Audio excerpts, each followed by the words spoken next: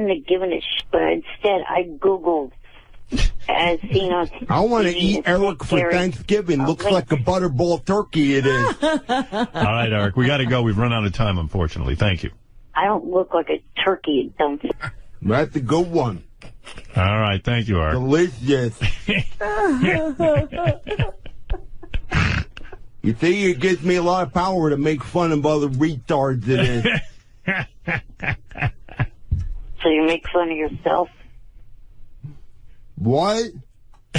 So you make fun of yourself? Slower. You're talking too fast. All right, thank you, Eric. All right. You guys did not hit it off. That guy. It is. If Eric would let you him for our Christmas show, my goodness. it would be so good. Eric, Well, that vision of him I'll is put a wig on him. Hey, I don't care. Eric, would you let Bigfoot Jr. put a wig on you and have with you? No. Come on, I'll sweet talk you, little midget. Well, what a sweet talk. You're not getting anywhere away from me, it is. Oh yeah. By the way, Shove your whole body down my underwear, it is. Your legendary actor guest yesterday told you straight to your damn face. Oh, wait, how many syllables does legendary have in it? All right, we got to go. What is Eric saying about Roger Moore? What about Roger Moore? He told you straight to your face to stop using the word midget. Yeah, that's right. I didn't use it. It was Bigfoot Jr. Well, Yeah, big deal. You cut that out. I don't use it. Actor. I'm not an Actor. So I should start calling every midget I see on the street an actor now? No, it's little person, you dumb fuck. That's right, you're little. That's why my cock will fit right into you, it is. All right, you two. You know, you're acting like children. All right, thank you. Hey, Howard. Yeah. Yeah, you know, I really liked the interview yesterday with James Bond, it is. Yeah. He and I got a lot in common. When I was a kid, the doctor told me my IQ was 007. Right. All right, thanks, Eric. And call back when Bigfoot Jr. isn't here. Right. All right. Good luck. I'll see you on Twitter, faggot. Oh. Wow, you don't have to say that. You don't have to say that. What? I don't know, everything. Faggot is, you know, it's just it's crazy. I'm not. Yeah, well, I didn't get the memo on being PC, it is. Well, come on. Come on. Get with the times, will you? Too bad George Takei not Right. next to you, so you punch you right. Why, you like Chinese dudes, do you? All right. You two have had enough. Eric, don't even bother. Right, I agree. Okay, Eric, thank you. I think things got a bit heated.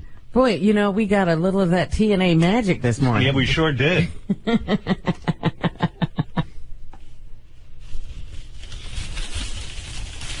We don't use that on the show anymore. I'm trying to. I'm sorry. Trying to, upgrade. What did I say? You know what you said.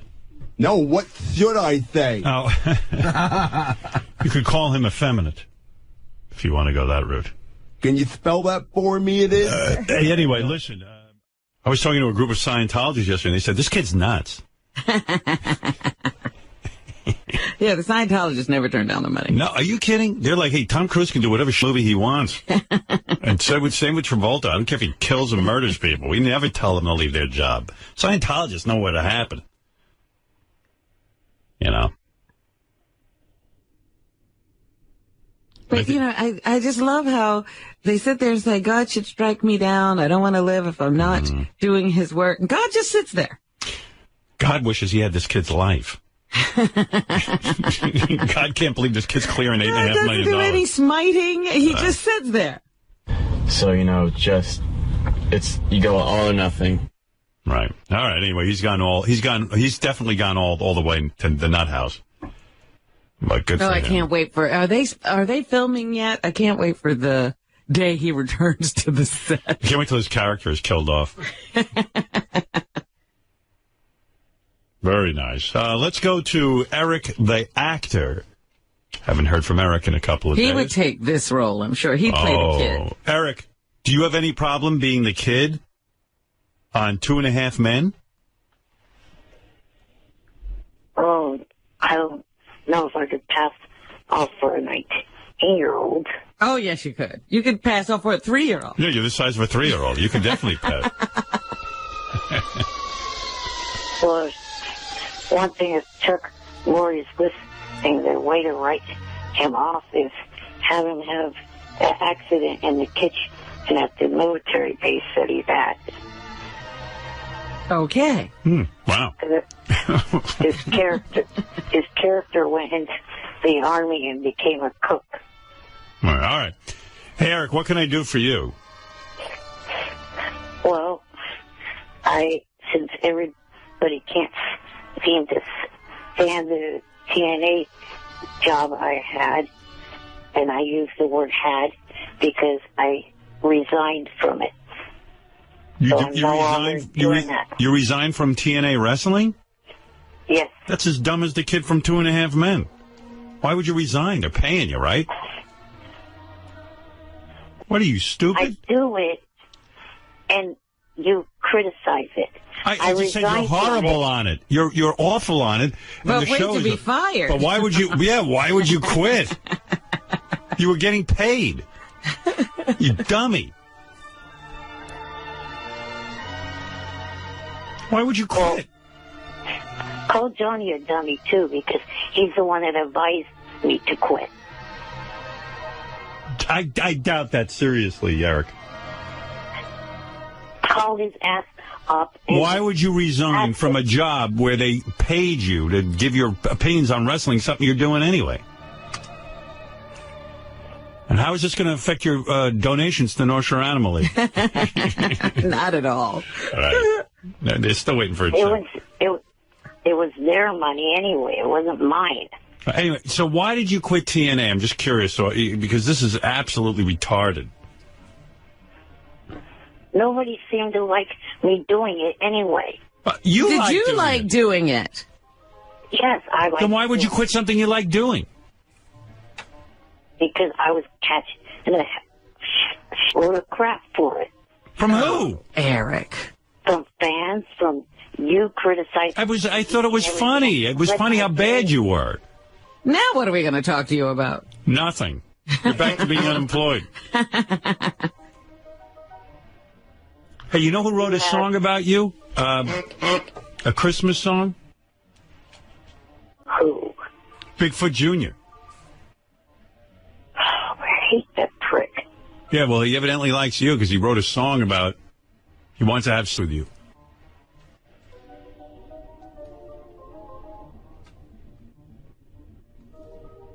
Well, he's not ever going to have that happen. Yeah, I'll play it for you. Maybe this song will turn you on. I don't know. Yeah, listen to this.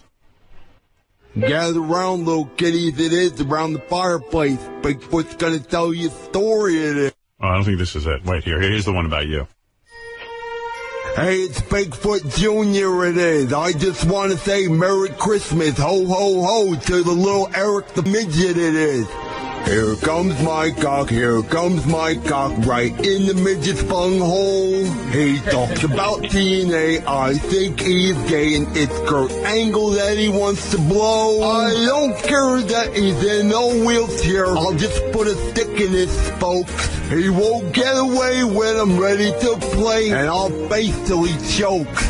What do you think of that? Kind of cute. Oh, you hate it. You hate it. The fact that this guy's thinking about you is great. No, you sound like this kid from 2.5 Men. I mean, you had a job with TNA. You loved doing it. So what if people gave you shit for it?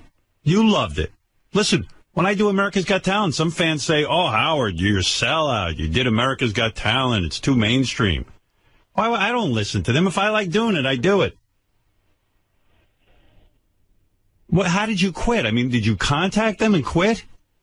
I sent him a letter of resignation. You are kidding me. And why don't you talk to us before you do these things?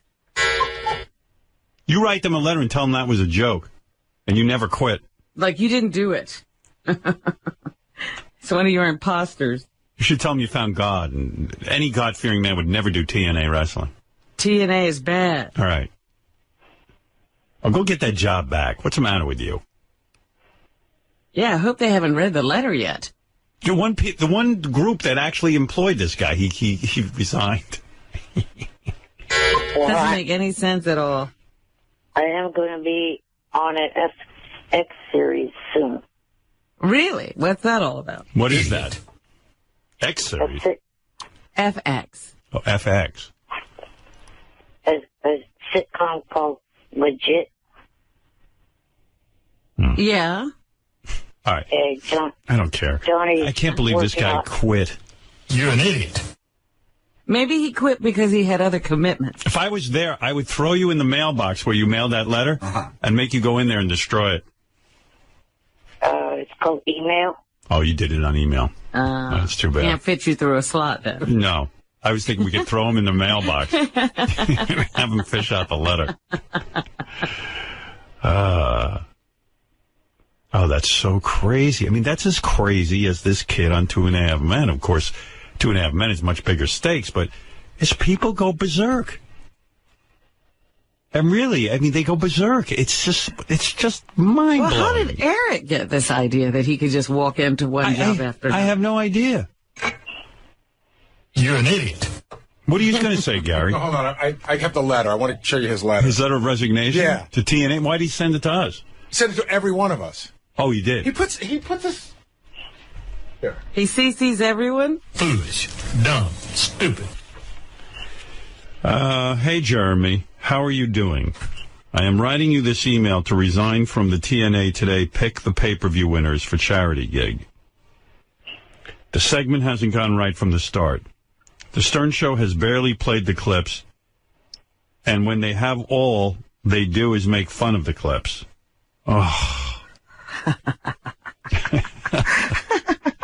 Who wrote you? I guess you wrote this yourself. When they have all. What? Yes. The Stern Show has barely played the clips, and when they have all they do is make fun of the clips. When they have, all they do. Oh, no comma. Okay, all right. I see. Also, the last segment got recorded and then never got posted for the pay-per-view. Like, what do you care? I did enjoy the segments and working with you and the others of TNA Wrestling. I wish that I could have kept doing the segments, but it has been advised by my manager to resign. Sorry it didn't work out. Workout is 2 words. Please keep in... What? Oh, well. AOL didn't correct me. Please keep in... Well, workout is a word, but it's not what you're talking What are the odds that you actually just know it? Please keep in touch, and please keep me in mind for whenever TNA comes to Northern California. Signed, Eric. Signed, Eric. Just say best, Eric. He actually wrote out signed? Yeah, signed, Eric. Eric, the dumbass midget. Wow, you're not kidding. Say that 5 times, Eric. Because... Eric, the dumbass midget. Right. Eric, the dumbass midget. Eric, the dumbass midget. Eric, the dumbass midget. Eric, the dumbass midget. All right. Can I tell you about the interesting correspondence Eric and I had over the vacation? He, we don't really talk to each other, but I don't really I don't hate him anymore. So he sent me a note. He said, I know we've had our differences in the past, but I need you to do something for me. And he started talking about how, I guess, a bunch of people on Twitter were calling him gay. Right. And because I had a gay brother who died of AIDS, right, he would like me to go on Twitter to tell everyone he's not gay and to stop. Eric, think that through. Think it through. Why would you think Gary... If Gary goes on Twitter and just suddenly tweets, Eric the actor is not gay. And stop and leave him alone. And stop and leave him alone. Don't you think that's going to get worse? It's because some people are going to think no one thinks you're really gay. They're just trying to get to you, and you let them. Will you let me speak? He fights with everybody. Holy crap. It's so easy to set up. Like, you just go, you're gay.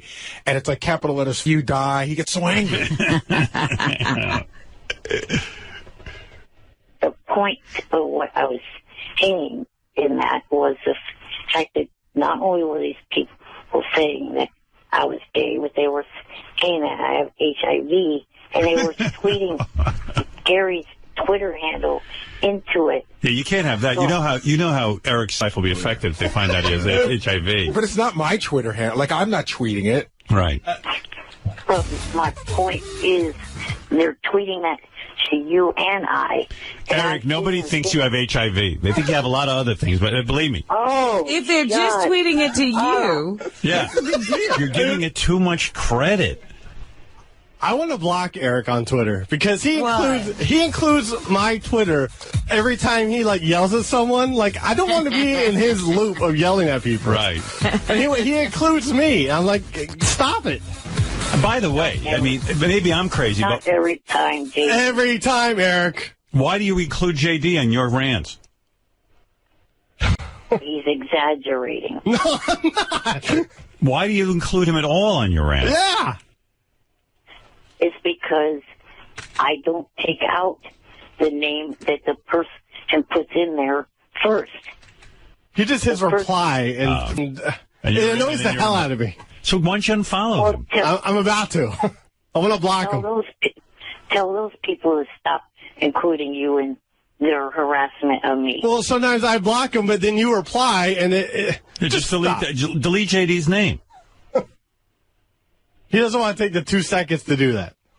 By the way, wouldn't HIV be a step up from the disease you have? no, at all. Yeah. What's his disease again? Oh, God. His real one? Yeah, what do you have? Ehlers-Danlos. Wow. Ooh. And it's not a life-threatening one like HIV is. Don't people with HIV live longer than people with Ehlers-Danlos? It would be nice if you would pronounce it correctly. Charlie Daniels. How do you got Charlie Daniels disease? Here's Charlie Daniels disease. What is the disease? Ehlers-Danlos. Ehlers-Danlos? Igor Yes. Danlos. Igor. No. Ehlers-Danlos. How many people in the world have that? Can't be many. About 9 out of 10 people. 9 out of 10 people have Ehlers-Danlos? That Yes. means more people would look like you What are than... you talking about? That's the statistics off of the website. 9 out of 10. Midget. Yes. That's crazy. 9 out of 10 people have Ehlers-Danlos disease? Then most of the people in here would have it. But Eric, everyone would... I mean, I don't see that many people walking around like you. I don't make up the stats on the website. What website? That's what the website says. Wow. For the disability. Ehlers-Danlos. I never even heard of it. And you're telling me 9 out of 10 people... That can't be right. Well, everybody must have a very mild case. Yes, a lot of contortionists actually have it. I wish I could get a special license plate. That's how they're so flexible. Well, somehow it really threw you over. You're not flexible at all. I used to be. Which one does he have? Because there's different statistics for each one, and none of them are his statistics. Oh, please. Eric is one of a million. One of a billion. When I was born, they gave me type 7, is what they said I had. Yeah, well. His is one of the most rare. Right, of course. It says about 30 cases are reported. 30? Imagine 30 in, I mean, Eric, he has one of the most rare types. like Eric lucked out. 30 people in the whole world have this stupid thing, and he's got it. Ugh, makes me crazy. Poor Eric. Of all things, you know? Did anybody else in your family have this? No, they were tested and believed to be carriers. Yeah. Your luck. You hit the genetic lottery. Jeez. The odds of him getting that are astronomical. And there's not, what did you say, 1 in 10? Well, he said 9 out of 10. 9 out of 10. Yeah. I'm seeing 1 out of 10,000 in type 3. Right. He's got type 7. Yeah. I mean, 30 people in the whole world out have of the it. page. It's crazy. Yeah. All right. All right, Eric. Well, I got to go. I don't know why you quit your job with TNA. That makes no sense to me. Oh, Johnny was saying that it was getting in the way of other job opportunities, like the one with the sitcom Legit. All right. All right. Well, Johnny knows what he's doing. How is it getting in the way of a job you don't have? Oh, please, Gary. I'm trying to get out Stop of it. You're going to analyze his career? Because the person was double thinking about hiring me. How about Ehlers Danlos disease gets renamed Eric the Actor disease? Couldn't we give him that? I mean, there's only... For starters, it's not a disease. It's only 30 people have this disease. Why can't he... Why can't Eric be named Eric the Actor disease? Or disability, if you will. Who's heard of Ehlers? Who is Ehlers? They were two doctors. Oh, Ehlers Danlos? Yeah. It's Eric the Actor disease from now on. Are you that dumb, or are you not hearing me? Eric the Actor disease. It's disability. It's a fucking ability, moron. Well, I've renamed it a disease. It's Eric the Actor disease. Don't you want this honor I'm giving you? Not as long as you're going to call it a disease. Well, if that ain't a disease, I don't know what is. You got screwed. One thing about Eric. Oh, no, that's not true. I was going to say he's not a complainer, but he is. How could you say that? You know, more people have blown John Hine than have that disease. Think about that statistic. All right. Anyway, Eric, thank you. And I'm sorry you resigned from TNA. That makes no sense to me. And if I was you, I'd write them an email immediately and say that an imposter wrote that first one, and that wasn't you, and you love your job, and you want it back. All right? That's my advice. Right. Thank you.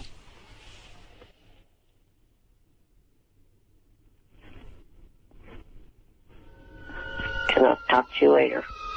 Bye for now. Bye. Eric the shithead.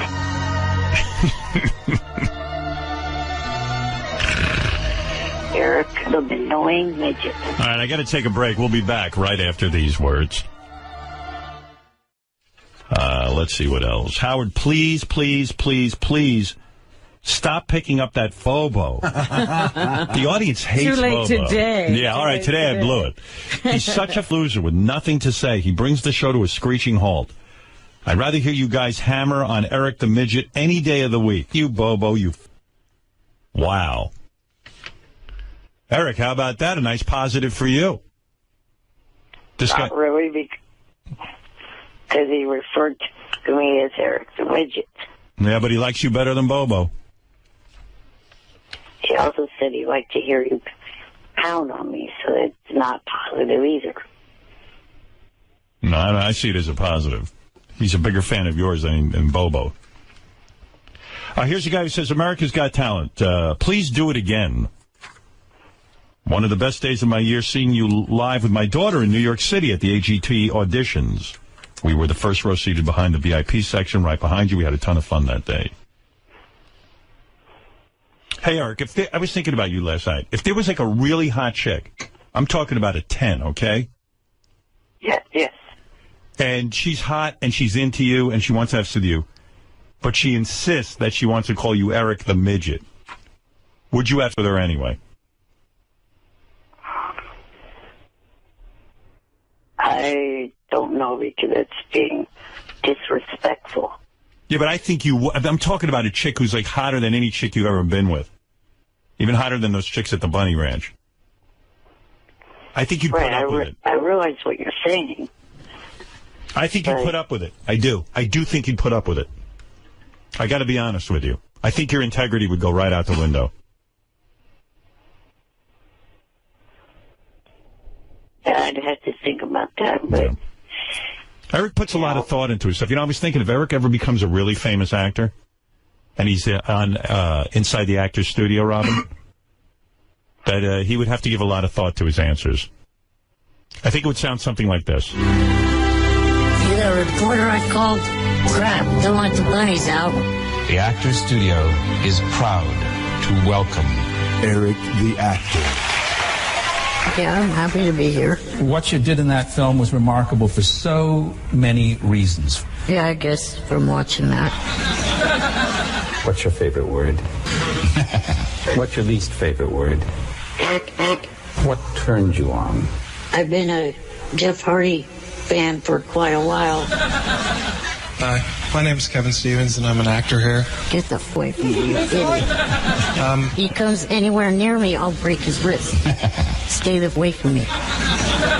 Just back the f off me, or else you will regret it. I like when James Lipton laughs at you, no matter what you say. He's delighted with you. Anyway, Robin, that's what it would sound like if Eric the Actor ever became famous and got an Inside the Actor's studio. Where is Robin? She gone? Hello? Testing, 1, 2. Oh, I see. Okay.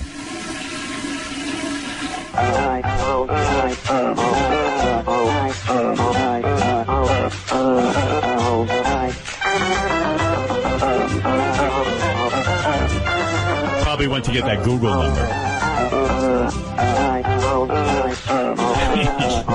All right, Eric, what's on your mind quickly? Robin is out buying my iPad cover, my mini iPad, and my Google number. Yes. I called in to sit here and wait to see if you were going to take a call from Jeremy Borash of TNA, because he tweeted yesterday that he was going to call in and explain, the email from yesterday morning. Well, you could stay on hold. If he calls in, I'll let you on. Okay? All right. All right, thank you. Hold on. I just so wanted to get rid of Eric when he brought up that TNA wrestling again. I just wanted to rapidly hang up on him, if you know what I mean. Hey, it's Bigfoot Jr. it is. I just want to say Merry Christmas, ho, ho, ho, to the little Eric the Midget it is. Here comes my cock, right in the midget's bunghole. He talks about TNA, I think he's gay, and it's Kurt Angle that he wants to blow. I don't care that he's in a wheelchair, I'll just put a stick in his spokes. He won't get away when I'm ready to play, and I'll his face till he chokes. Here comes my cock, right in the midget's bunghole. All right, thank you, Bigfoot Jr. Where's, what's his name? John Lieberman. Does he want to do the news real quick? Quickly, though. I've got a million things to get to. Is he gone? All right, good. He left the stage? It's okay. It's all right. All right. I was going to get to him. I'm sorry I'm running late. Gary, you want to say anything about Mark Knopfler? No? Done with that? You know what I was trying to get both? Mark Knopfler. I do want to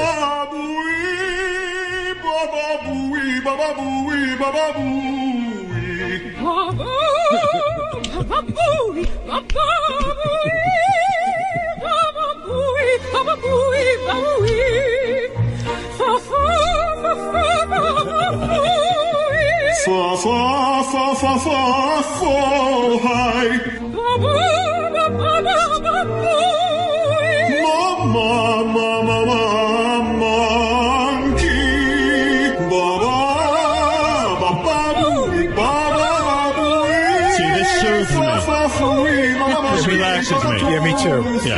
I feel better. Thank you, Gary. Yeah, what did you want to say? You wanted me to get him. Of course. I'm teasing you. It's a good call. All right, thank you. It was my fault. Your fault? Thank you. Go back and book somebody. Who's he working on now? I shudder. That impatient look on Gary's face. Yes. That's some look, isn't it? Those teeth were glowing. It's eloquent. You've never seen anything like that, huh? Yes, Fred? Yeah, I was trying to book Gary. Otis Wedding's road manager. Oh. You think that'd be interesting? It was the guy who put the suitcase on the plane just before Otis went. He's got a lot of good stories. A lot of good stories. Monterey, Pop Festival. You think you get Page and Plant? No, the Page and Plant. I got Otis Wedding. I got the Mark Knopfler's retarded sister. And the Bay City Road is available. There you go. At least 3 of them. All right. Norwood Jones? Jimmy, you're on the air. Hi, Jimmy. Jimmy in Vegas. Howard, how you doing? All right, buddy. Listen, I'm a big fan. I've been a fan for many, many years. Thank you. But I'm getting tired of this George Takei impersonator. Takei. No, actually, it's Takei. That's one of my points, Howard. What are you talking about? The real George. You guys are using a phony George or drops or an impersonator or something. You don't believe the real George Takei would behave like he does? First of all, my dad was a gossip columnist. Yes. He told me a lot about Takei. One, he was straight. So this George that we have is... is it possible? You know what? This guy's right.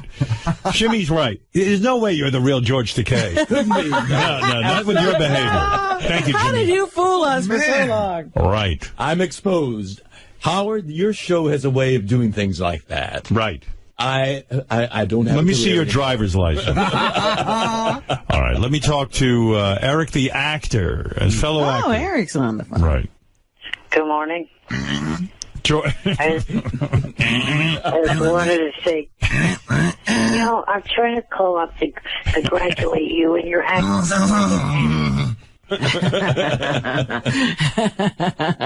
What is that?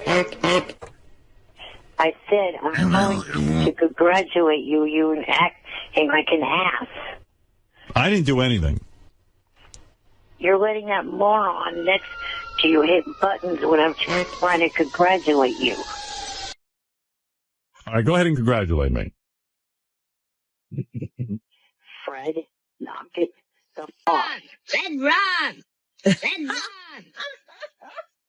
Fred, run! There's no point being nice to you.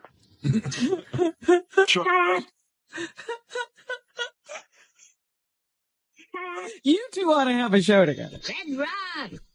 Eric, announce your name, and then we can, so everyone knows exactly what we should call you.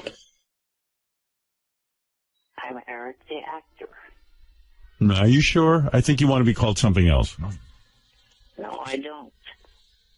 Eric, the dumbass midget. Oh, all right. I would have called you Eric, the actor.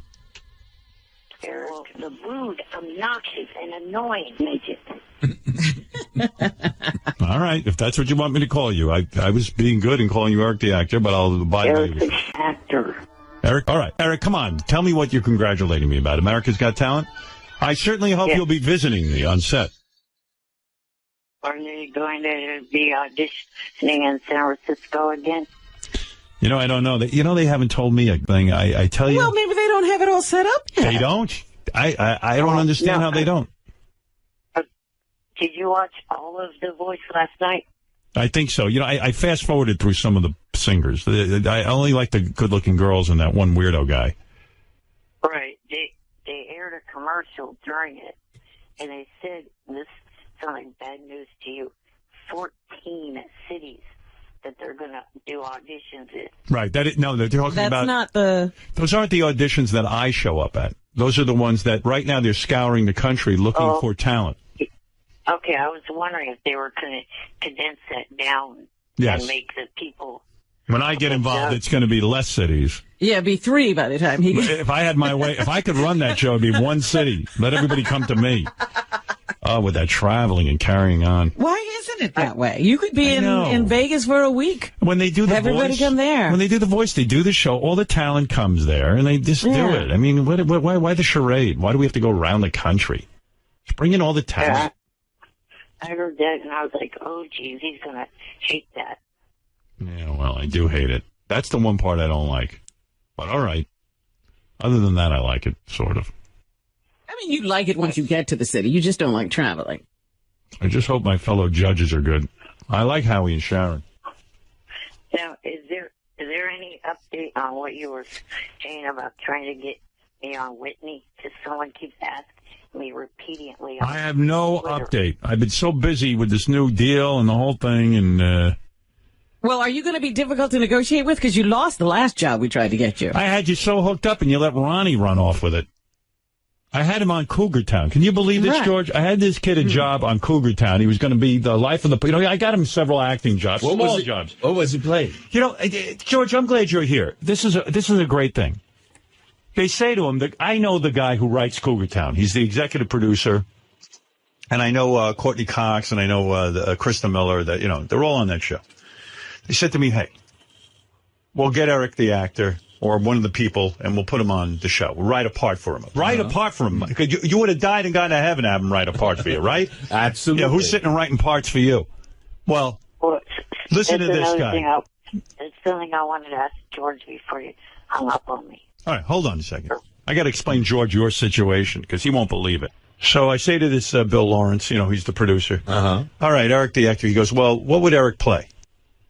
He starts to mention several things that maybe like a criminal. Eric won't do any of them. Why? He says he doesn't agree with the morality. When you're an actor, you're playing a role. Explain it to him. You find that aspect in you. You know, you get angry, you get greedy, you get, Sure. You find that and you play that. Did you hear that? That's acting, right, George? Exactly. Eric, it's a character. He doesn't want his head to explode. He doesn't want, he doesn't want any special effects. He wants the role to be written for him as he is. As he is. Without any other. Yeah, with his morality and the whole thing. Oh, well. Yeah, I mean, we've even said he's turned down jobs to be in a bee costume. Oh, listen to this. He won't play a gay man. Isn't that something? Brad Pitt. Get close to that microphone. When you talk, it's good, but you got to be on mic. When Brad Pitt was a struggling young actor in Hollywood, go ahead. He was in a chicken suit. What's that chicken? McChicken? The San Diego chicken? It's that chicken fast food. Chicken Little? Chick-fil-A? No, not that. Kookaroo. He was a kookaroo chicken roaming around the sidewalk, passing out leaflets. You know, that's what Eric, you do as an actor. Eric, I'm going to watch this. George, I have a role in a movie for you. It's a guy who's a mobster, who's a pedophile who poisoned a nun. Are you interested? Sure, absolutely. Hear that? Watch this, George. Eric, are you there? Yes. I got a role for you on Cougar Town. Would you play a mobster who's a pedophile who poisoned a nun? No. Why?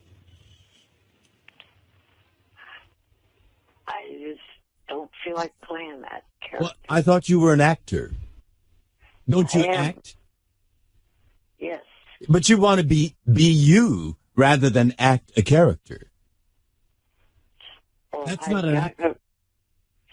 I've got a role lined up on a FX sitcom that Johnny helped me get. Johnny Fratto. His manager. Yes. Yeah. His manager. Then why are you calling us about some other show? Well, I'm Robin, every actor has to line up their next job. But he always wants to be difficult. He wants to not only have the job, but he wants it to be exactly whatever he wants. He doesn't want to be an actor. That's what I'm. Let me ask this: would you play a little person with Ehlers-Danlos disease who turns down acting roles? It's not a disease, and it's Ehlers. See, now you're screwing me up on my own pronunciation of the pronunciation. But would you play that part? Yes. That's the part he wants. He wants to play who he is. That's the part he is. Yes. Hey, Eric, I was wondering, are you upset? I understand Medicated Pete is out in L.A. shooting a small independent film, a part that he got from his agent, Johnny Fratto. Oh. Ooh. Johnny took on Medicated Pete? Did you know that?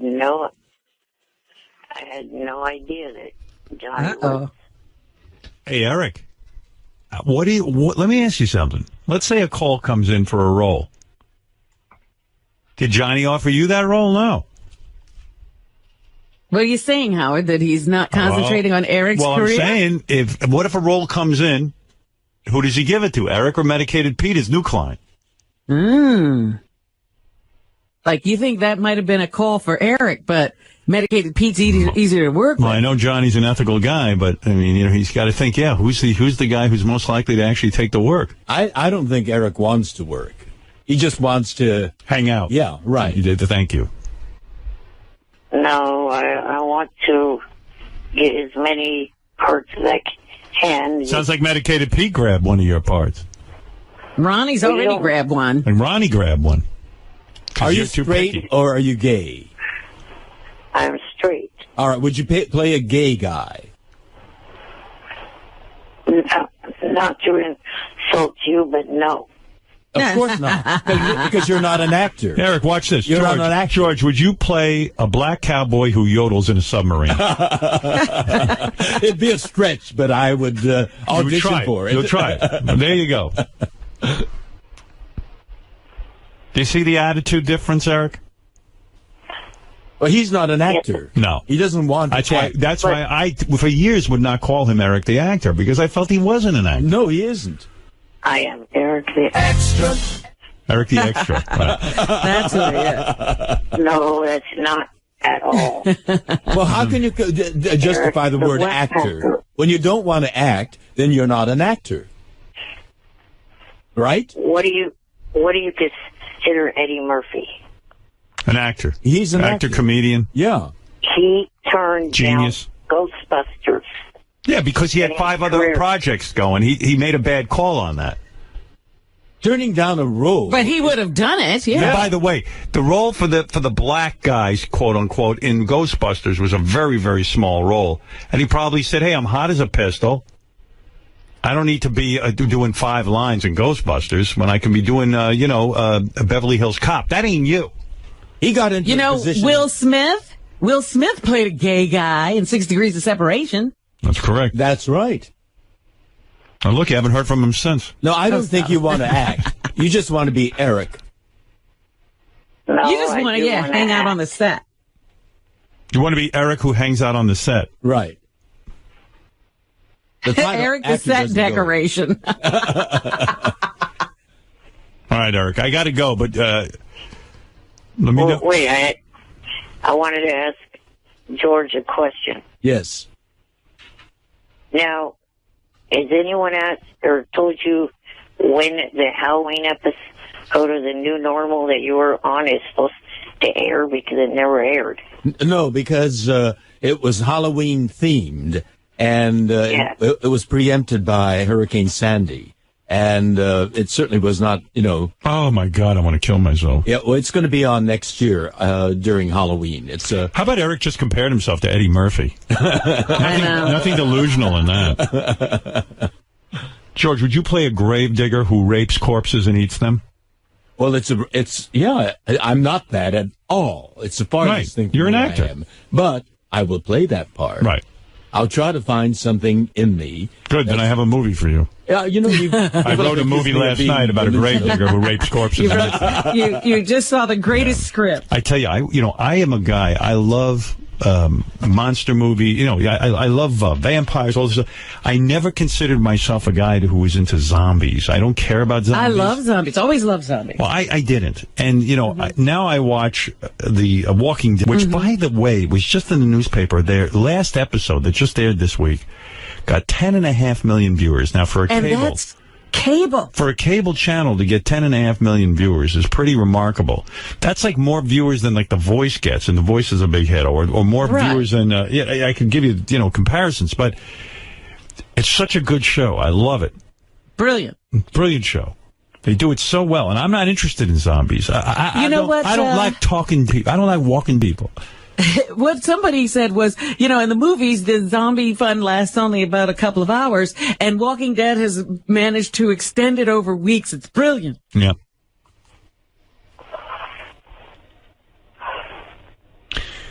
So, I don't know how I got into this, but I love it.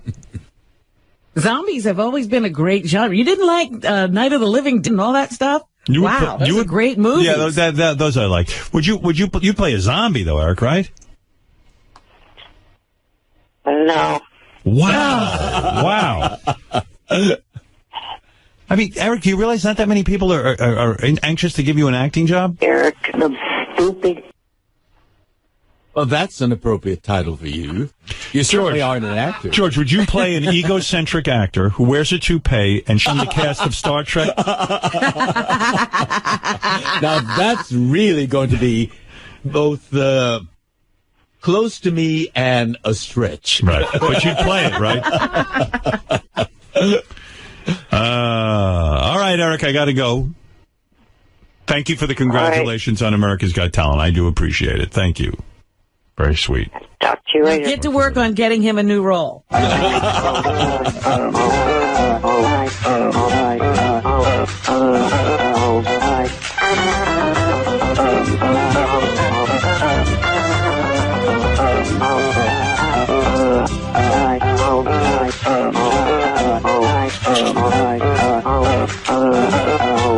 Beautiful. Newspaper chock full of stuff. Robin will get to an in-depth newscast, but I'll talk to Johnny Prado while I'm waiting for you real quick. Hey, Johnny, I don't have much time, but what is this? You're representing medicated... I just wanted to touch base with you and tell you that Medicated Pete did a great job on that movie, Dead on Arrival. Now, when did you start representing Medicated Pete? Well, I actually don't represent Medicated Pete, but somebody called and, they were looking for Eric, and, it was one of those things that Eric didn't want to do. Oh, you're kidding me. Wow. So Again, a job that went to someone else. That called, and so, they already had Medicated Pete in mind anyway. So I figured, why not, What was the role again? Well, the role is a good role. It was a part of a guy that it's a remake of the old movie On Arrival.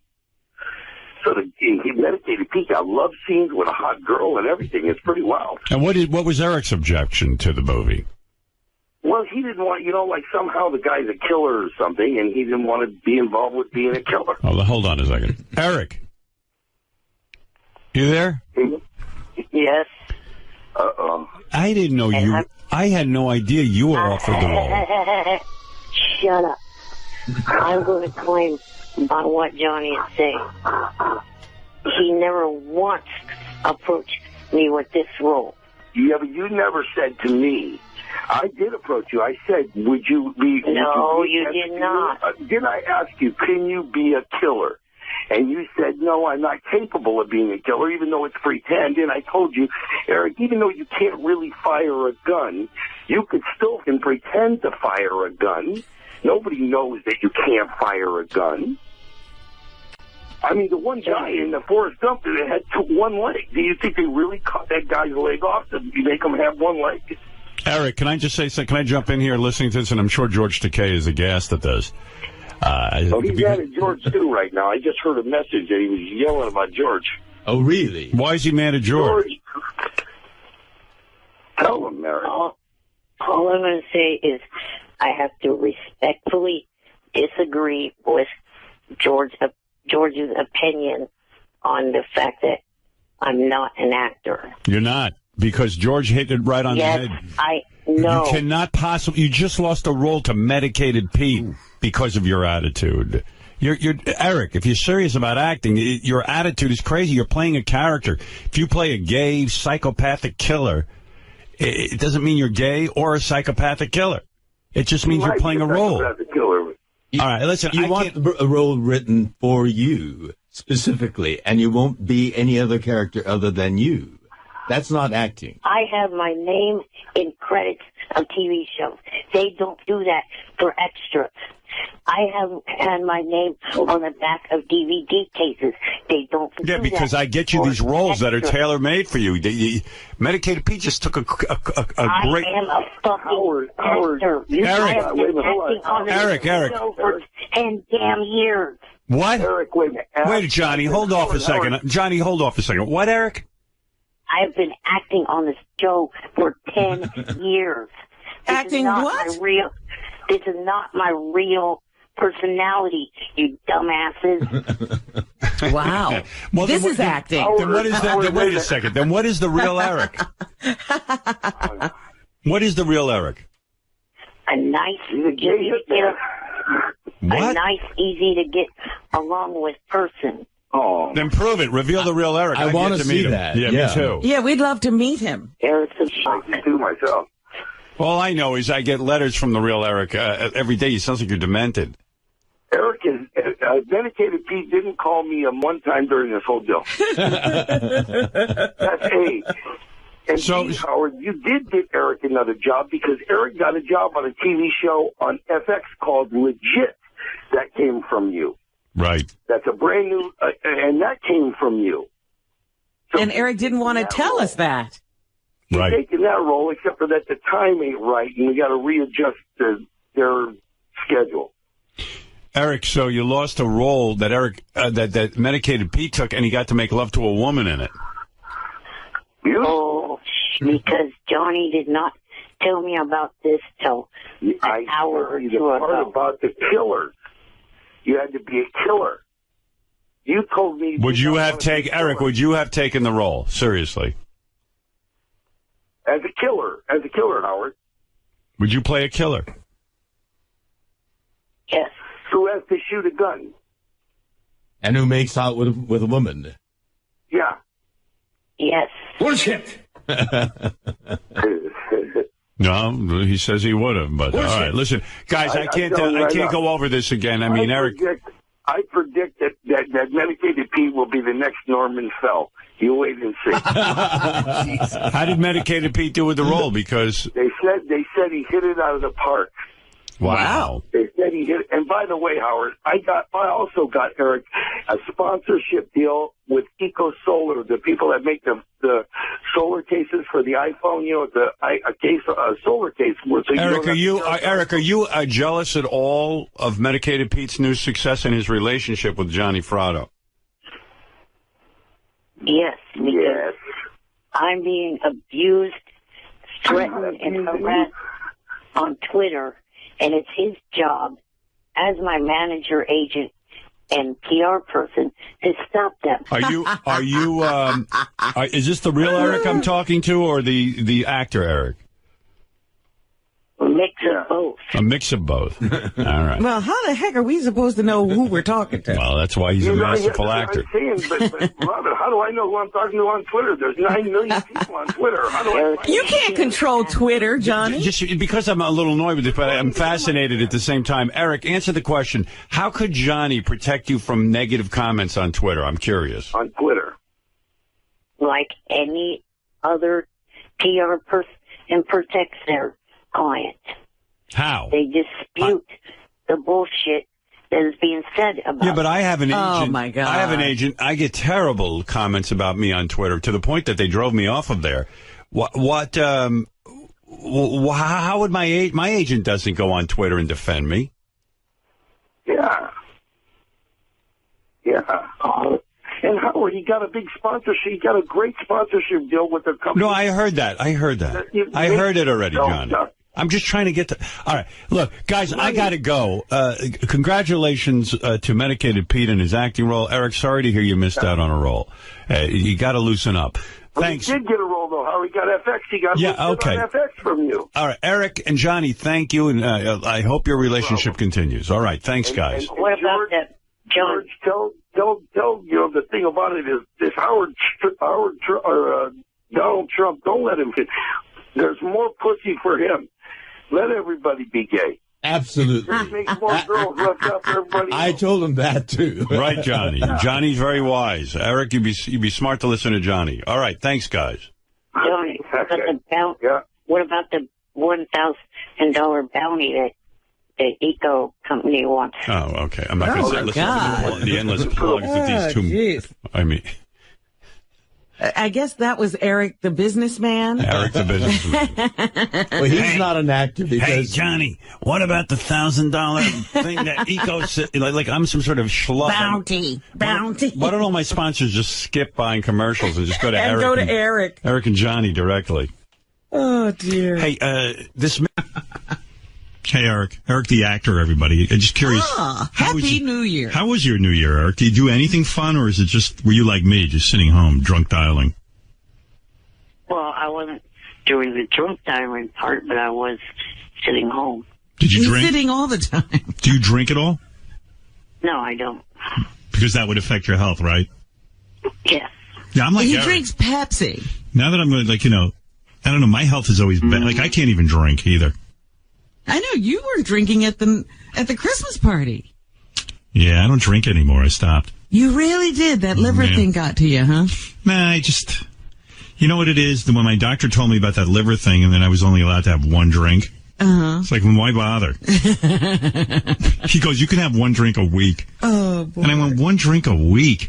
So I think everybody thinks now I'm an AA because we're all having dinner together. And I order club soda with cranberry juice, and I'm that asshole that everyone goes, "Oh, he's no fun." So I'm not even fun, and I'm sick, and I'm just it's over. It's all over. Right, Eric? You and I are a lot alike. Did you jerk off New Year's Eve? I did. Yeah. Yeah. I said to myself... You two were together. What'd you jerk off to? I'll tell you what I did.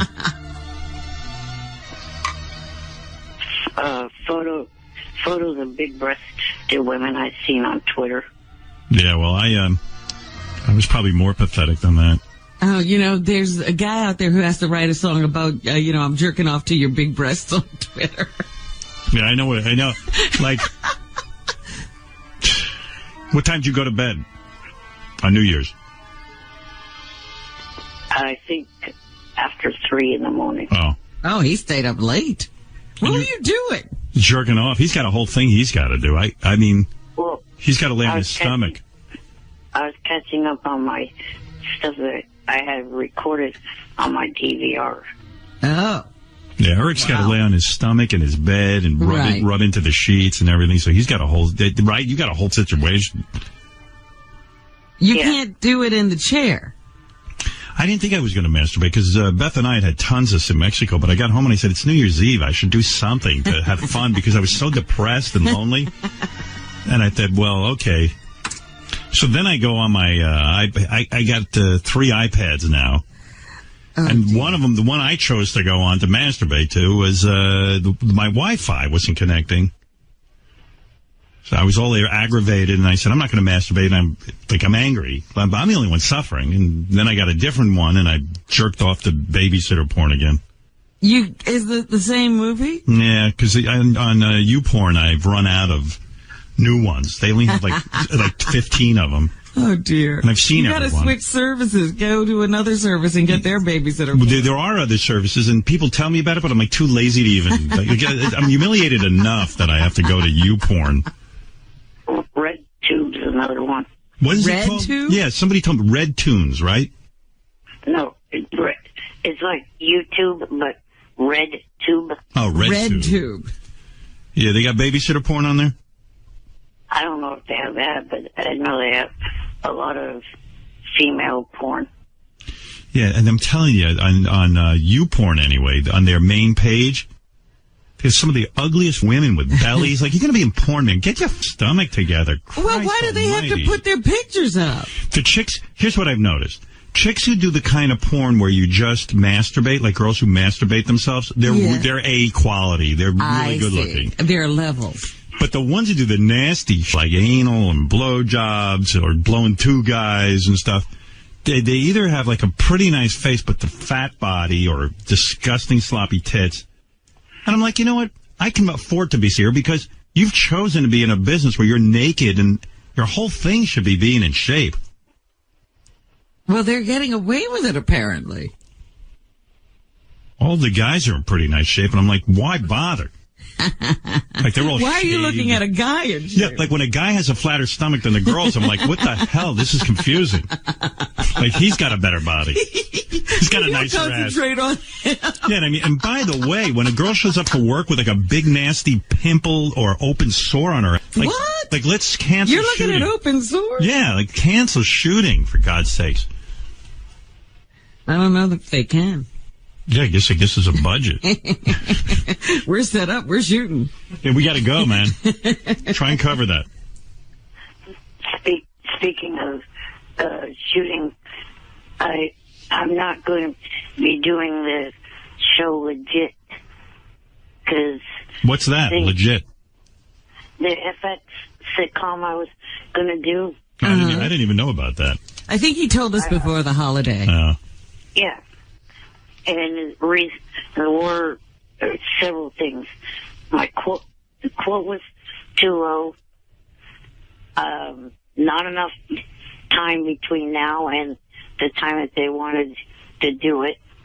And you got to, this is 2013. You got to get it together if you really want to get this acting thing. Ronnie already shot Cougar Town, which you blew. And I'm sure he had a great time. Oh, yeah, he had a real good time. Another reason why I blew that one is because of the fact that what I was about to say. My SAG dues are not paid up. No. And that my SAG dues would not be able to be paid up between now and this weekend when Legit wanted to film. I'm sure Legit could have worked it out with SAG. They could have paid your dues. Anyway, hey, Eric, I got to go anyway. Sorry you're not doing Legit. Yeah, Happy New Year. Listen to that. Look what's going on here. All right, Eric, what is the answer? The answer is it's a good song, right? Yes. Yes. See? This kid knows.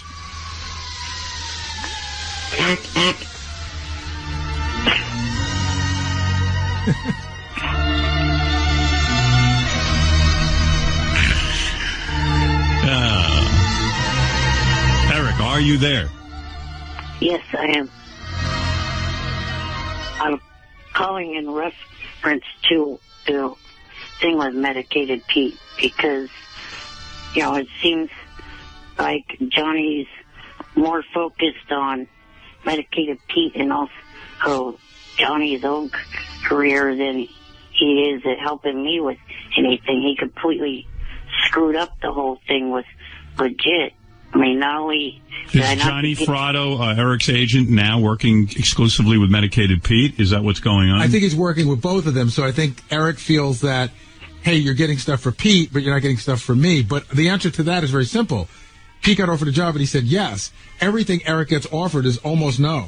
Yeah, if I could advise you, Eric, I think you're so difficult that Johnny... Bullshit, Gary. I said yes to Legit, and that got screwed up by Johnny by not paying attention to the whole SAG thing. Can I tell you something? You blew the Cougar Town role. Yeah, that was a major... So what? I didn't actually really care about that one. Yeah, but Johnny... You blew it! What is Legit? That is a stupid show. ABC Cougar Town? ABC would hit this dumbass to the curb. Yeah, but I mean, come on, Eric. Stupid the show is. Eric, Cougar Town's still a cable show, and I mean, it's got major celebrities in it. I mean, that's a huge thing for you to be a part of. It's going to be seen more than that dumbass wrestling thing you were doing. And what else is he doing? How could he put that down? It's so difficult. You're difficult, Eric. You don't see it. Well, I got an offer in an email from a new NBC show, and that one I'll definitely take. And I was going to take Legit, but Johnny screwed that up by not paying attention to my SAG. Instead, he was... Do you know what he's talking about? I think Eric's SAG dues are due, and for some reason, Eric thinks Johnny should pay Eric's SAG dues? That sounds about right. Is that right? Is that right, Eric? No.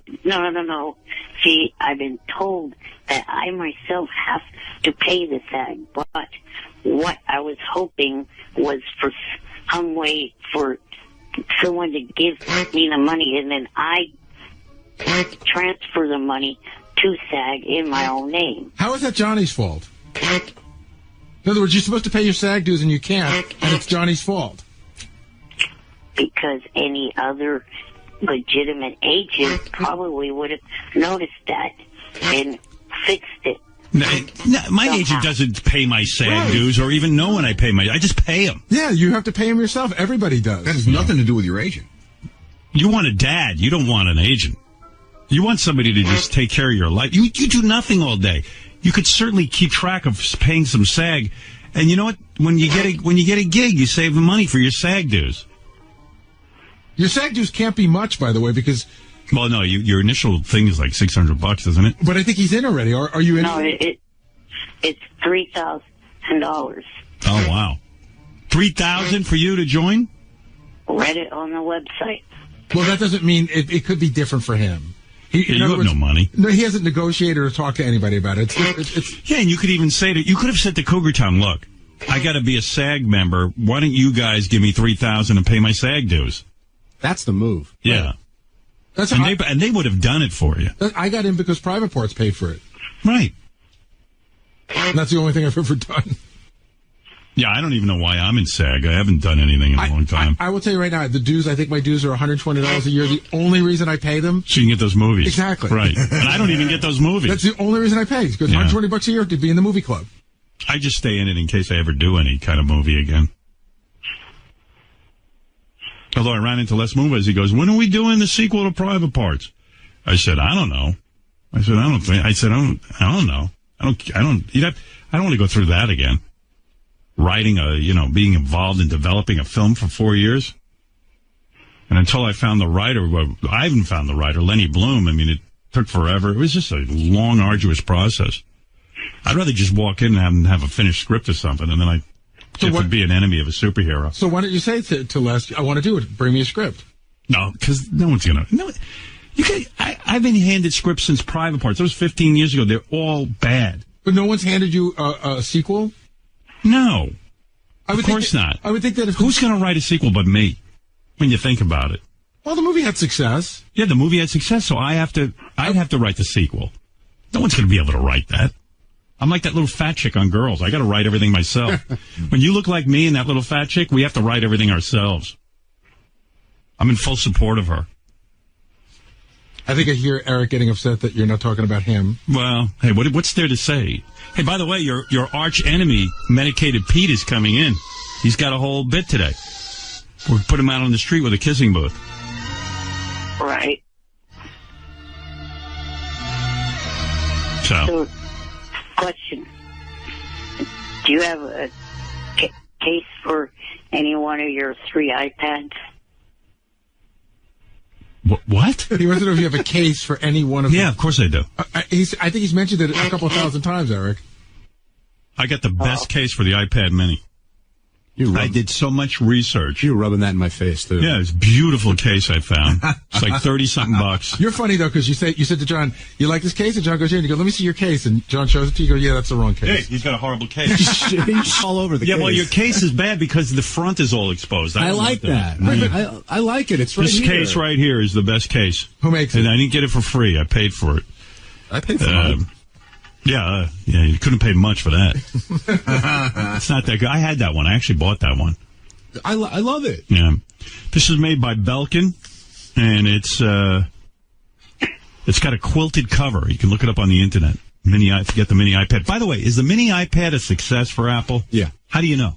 The numbers they put out. How many have they sold? I don't know exactly off the top of my head, but they're qualifying it as a success. Another success. Yeah, because it's way better than the iPad. But when I went away, everybody had an iPad. It's crazy. And you think about how much these things go for, and they're everywhere. Because it's a must-have. Yeah.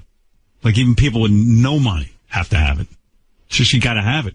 Because you can't believe it exists. The guy was driving us home from the airport, and he pulled out this iPad, and he starts using them. I'm like, wait a minute, can you drive? But, the driver has one. Everybody's got them. You could touch a piece of glass, and your finger can control what's going on in the glass. That's crazy. Think about it. It's crazy because there's a small store that opened up around the corner from my house. It's like a skateboarding store. Yeah, it's a small business, and the guy doesn't even have a cash register. But it was a stumble, you said. Yes, and it's a bit of a stumble.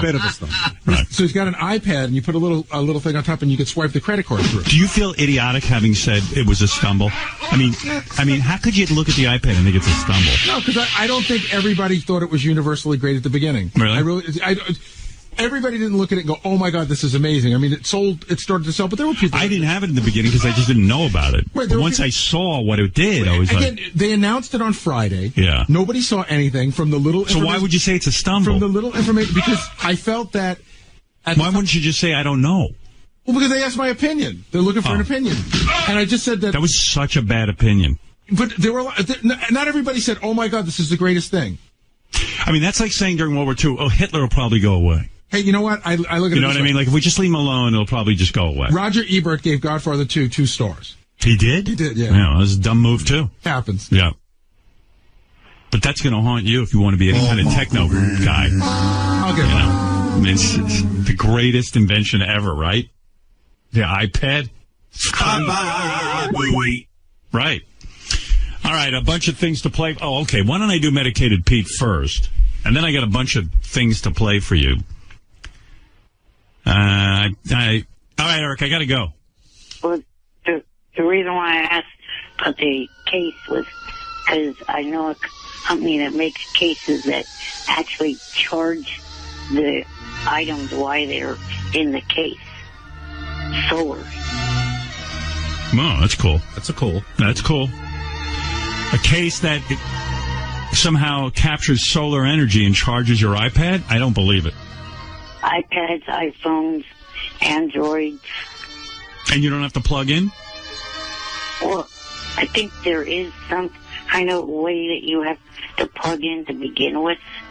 Then what do I care? I don't want to plug in. So it's a big deal. What if I plug in and get solar power? I don't give a shit. I just want power. So in other words, that doesn't do me any good. If I can walk around and the sun can, like, heat up my iPad, then that's cool. Yeah. But you're talking about I have to plug in. So what's the... Well, at first, but then after you get it going, then you could use solar. Anything with a windmill that I can attach my iPad to? Because we're experiencing not such sunny days. No, not that I know. Okay. All right, Eric. Got to go. Got to go be with Medicated Pete, your enemy. Right. Johnny Fratto's favorite client. And the one he pays attention to. What's this? 10 days without a charge? What do you know about it, Benji? I just saw one advertised that you can put your iPad in a... You don't like cover versions, but then you said one day you were listening to somebody who did a cover album, and you said, you know what, I want to do that too. Yeah, I was listening to Nina Simone. She did My Way by Frank Sinatra. And this song, this was the first song I heard off your album was Creep. Mm-hmm. And I love how you do it. Oh, thank you. I want you to sing this song to me. Okay. Creep. I thought it was written about me. You did? Yeah, I did, for a while. I can't wait to hear you guys do it. The wonderful Macy Gray. Here she is from her album Covered.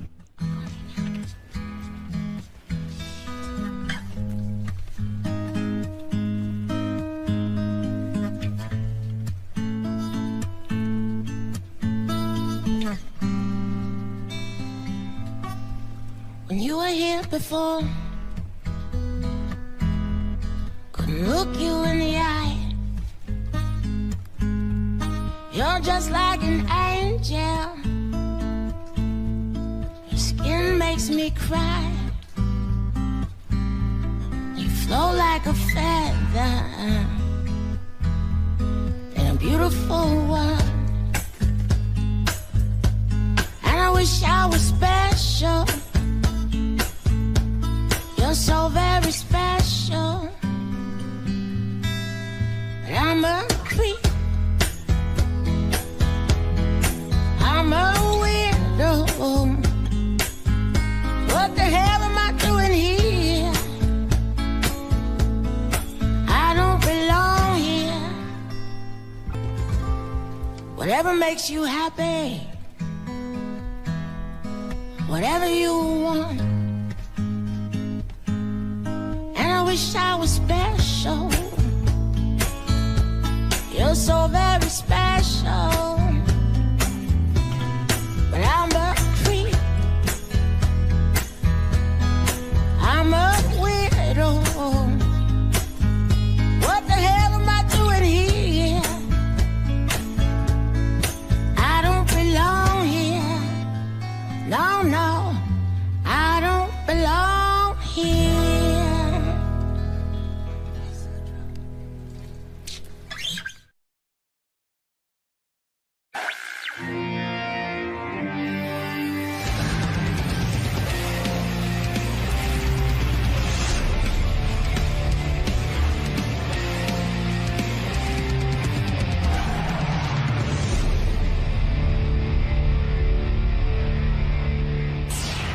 Hello, I'm Macy Gray. I'm here at the Howard Stern Show. Here to talk about my new record, Covered. Well, are you a fan of Howard's? Do you like him? I do. I like Howard Stern very much. What are you I anticipating? Like his hair the most. I don't know. I don't really know what to expect because I hear how he talks to other people and I'm not good at that. Like, if he talks about like banging and coming and all that stuff, I'm not. I don't know what I'm gonna say because It's not for you. It's just out of like I'm not a good get in those conversations with dudes. It's like so. But I don't know. I'll think of something. I'll talk about something, I don't know, like, maybe like, you know, important things, you know, like nail polish, lip gloss, stuff like that. All right, have fun in there today, man. All right. Thank you. Thank you.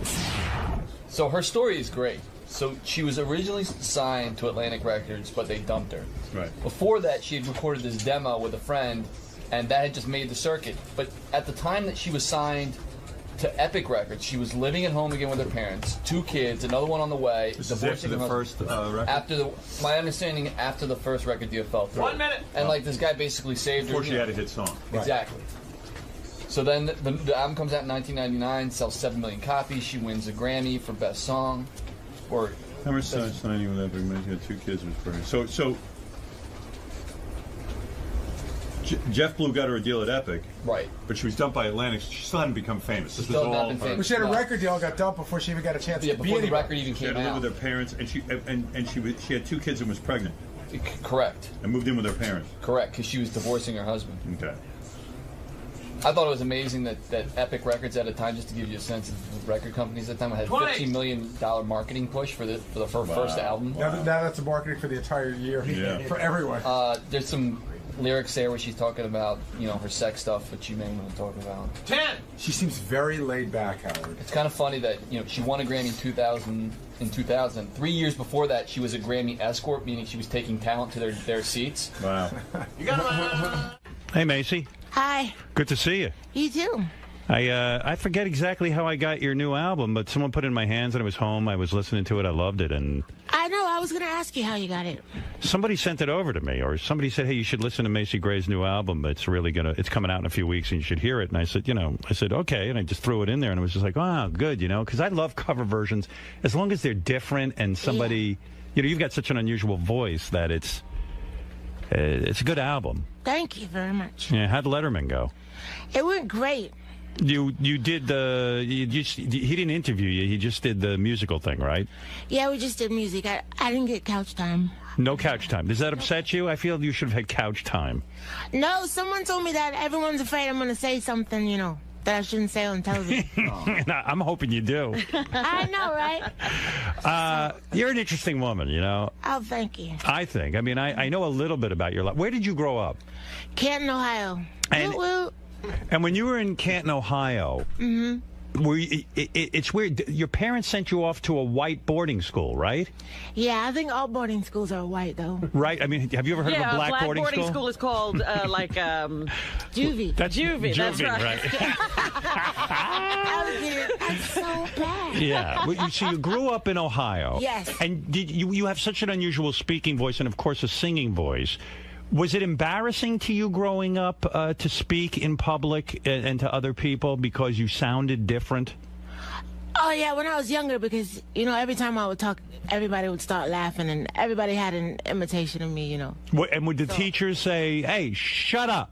Because she's trying to talk, would they defend you? And no. They would not. Yeah, isn't that funny? No, not at all. Here it is, National Teachers Week. We can't find one that defended you. Not a good teacher. Not one. They still do, but I got over it, Is it hard for you to be up this early in the morning as a musician? Absolutely. Yeah, musicians go to bed late. I think it's hard for everybody to get up. What time do you start the show? 6 in the morning. It's awful. Really? Last night I chugged a few Ambien because I just couldn't get to sleep. So what time do you have to get up? 4. 4? Yeah, that's probably when you go to bed. Mm-hmm. Yeah. In general. But look, you got to do promotion. What are you going to do? I know. Yeah. It is a job. It is a job, my dear. I know. Yeah, it's a good job. It's good to get up. Do you like being a singer?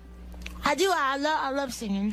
So if you were uncomfortable with your voice and people when did you realize you could sing? At what point in your life did you realize you could sing? In college, I was all my friends were musicians. I hung out with all the music students. And where did you go to college? USC. And why did your parents ship you off to boarding school? Were you bad? No, my mom's a teacher, so she was all about education. She wanted me to go to the best schools and stuff like that. Was the public school near you crappy? Yes. But on some level, most people want their children to live with them. They enjoy them. Your mother and father seemed like they wanted to ship you off. No, honestly, she wanted me to get a whole better education and all that. She was really really big on school. My whole life has been School. education. Trust me, yeah. School. You're well read. Well read. Yeah. Were you rich growing up? No. My mom's a teacher. My father worked at a steel mill, and he owned a barbershop. So When you announced to your father, who has a barbershop and worked at a steel mill, hardworking man, that, I'm going to be in show business, did they smack you around a bit and try to drown you? I mean, you know what I mean? Water torture you? I mean, I'm sure that was a huge disappointment to your parents, and they probably thought you'd never make it, right? Yeah, no, they didn't think. They actually laughed. They were like... They laughed. They're like, you can't sing. You don't even talk that much. Right. And did you take out a guitar or something and start playing for them and saying, listen to me sing. I'm like a bird. Did you try to prove to them that you were worthwhile? Yeah, I would play them my demos and stuff, but they were like, they're fans of like Tina Turner and James Brown and Gladys Knight. So my little demos didn't quite live up at the time. Yeah, someone once said that you are disappointed because a lot of your audience is white.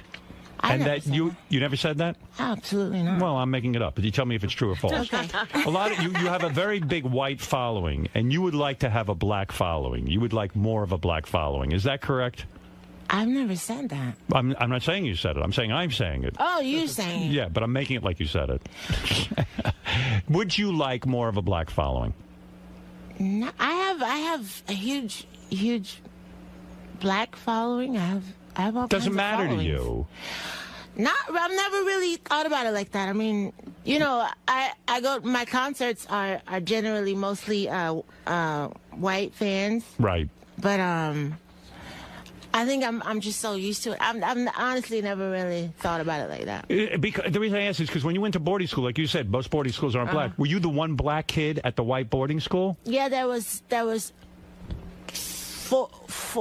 44 of us in the whole school. How many school students in the whole school? 468. And don't you think that's a tough thing on a kid to be at an all-white school when you're the one black face? Come on, it's got to be difficult.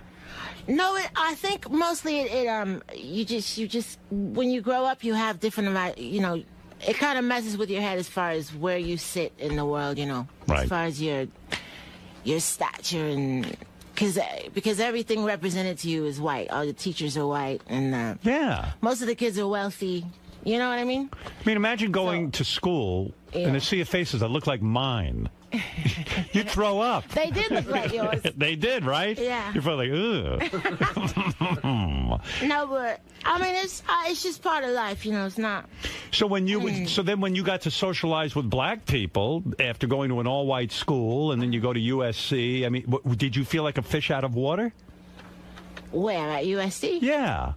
No, USC's like 26,000 people, and you can be friends with whoever you want. Right. Plus, I have a huge family. My father had 9 brothers and sisters, and my mother had 13 brothers. So I was like, good Lord. I had like both worlds, How many siblings do you have? I just have a brother and a sister. There's 3 of us. Are you not talking to them because they're jealous of you? No, they're not jealous of me at all. They're jealous. They're not. They are. Trust me. No, my sister's a teacher. My brother owns a gym. Exactly. They're not jealous. Then you're the big superstar in the family. It's got to be difficult. They still treat me bad. Nothing has changed. Is that true? They treat you badly? Absolutely. Yeah. But you're in contact with them, or you don't even bother? Oh, yeah. My sister is at my house right now. My brother lives in Philly. I don't see him that often. Is it true your mother was a nudist and walked around the house naked? Is that correct? She did walk around the house naked. Yes. But I don't know. What's a nudist exactly? Well, nudists are people who like to do everyday things naked. For some reason, it enhances, like, rather than ride a bicycle, like a nudist's dream is to ride a bicycle out in the open nude. Oh. But you are known to go around your house naked. Am I correct? Only because I think I got it from my mother. Right, and you walk around naked too. Isn't that funny that your mother likes to walk around naked, and now you're carrying on the tradition? Well, she would just get up, and she'd take a shower, but then she'd have to run downstairs and cook something really quick, Right. So she just, it was just like what she had to do. She didn't have time to put her clothes on. And when you were naked cooking, let's say, and your children see this, do they get upset? Do they go, Mom, please put on some clothes? This is ridiculous. Yeah, they do. They do. And you say what? Fuck off or something like this? I just say I will. I'll say I'm in my house. That's really the only opportunity. You can be naked without getting arrested. So. Right. Wouldn't you say you've had a hard life? Have I had a hard life? Yes, you've had a hard life. No, because I know people that have hard lives, and I haven't had. I feel you've had a hard life. You do? Yes, because why do you say that? First of all, Macy Gray was a struggling musician for years. Yeah, but every musician struggles. Every musician struggles. That's not the part that I think is difficult. Okay. You were I'll give you the brief synopsis of why I think you've had a hard life. Okay. You got signed to a record label. Your first record label, I don't know, something you had a falling out or it didn't work out. No, they didn't put it out. They never put out the album. That had to be a huge blow to you creatively, right? You recorded an album and they would not put it out. Why would they not put out your first album? I was pregnant. That was one thing. Because they felt your image wasn't right. Right? My being pregnant, yeah. I guess. Really. Well, I was pregnant, and it was I did it with a rock and roll band, and I don't think they thought that I represented rock and roll at the time. And so that album got shelved. Has anyone ever heard that album?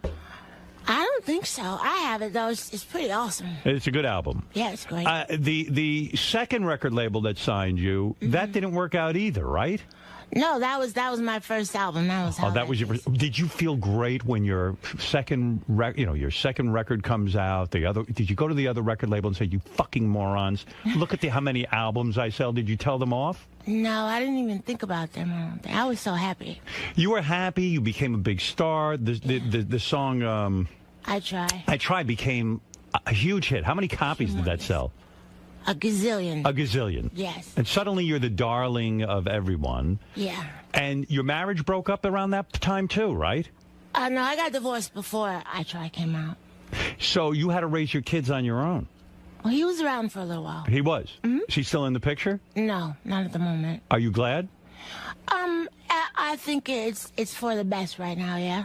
He's not around. The kids, that's tough being a single mom. Yeah. Suddenly you become a big star. You have to go on the road. Who's watching the kids? It's tough. It's hard to balance both. True? Yeah, but I think it's hard for any mother, Right. And then you got involved with drugs, right? For a little bit. A little bit. Mm-hmm. Coke? We don't have to be specific about it. No. Uh-oh, what the hell were you doing? Yeah. Shrooms? Oh, yeah, I've done shrooms. Yeah, I've done shrooms. It wasn't a problem, though. Just like experimental. Right. Mm-hmm. And so you kind of lost your way for a while, right? Is that the rap? I was just partying, but I probably got a little, what do you call it, distracted. Well, were you in jail at one point? Yeah, but I went to jail before all this happened. Before you were happy. What were you in jail for? I'm curious. You're such a lovely woman and well-educated and all of that. How did you end up in jail? Well, one was a petty theft, and then I had a failure to appear. I had 7 traffic tickets, and I didn't. The judge finally sent me away. For driving violations? Yeah, because if you miss your court date, then you're a criminal. So I never went to How long did you have to stay in jail? Like 4 days. 3 days the first time and 4 days the next. Oh, 4 days. 2 long stints. Exactly. That's your longest stretch, 4 days? Yeah, I'm hardcore. Don't mess with me. Were you nude in jail at all? No. Absolutely not. Those girls scared the living crap out of me. When you tell them that your crime is speeding tickets. Yeah, I did. That's why I didn't say nothing. No, yeah, right. Yeah, you keep your mouth. Yeah. What are you in for? Murder. What are you in for? Speeding tickets. I killed my teacher. But it's still scary. I don't care if you spend one night in jail. It's scary. Oh, yeah. No, it's awful. Were you strip searched? Well, I was. The second time I was. Is that scary or can it be fun? It's just, no, it was not fun. It is not fun. Old, and all the people that work there are mean, because they don't really want to work there. Right, yeah, they're pissed off. And so they're like, they're mean and grumpy, No women came on to you in jail? I don't think so. I was like, they have these, it's this huge room, right? Yeah. And there's a bunch of bunk beds. Right. So I made friends with the girl in my top of bunk. And I just kind of hung out with her. I was afraid. I went to lunch one time, and this girl asked for my sandwich. So Here. And I gave it to her. And I never went back, so I didn't eat for like 4 days. So you were bullied in prison. I just stayed in my bed. I just stayed in my little corner. I think if I went to prison, I would never eat again because everyone would just take my food. Who am I going to fight? I can't beat up anyone.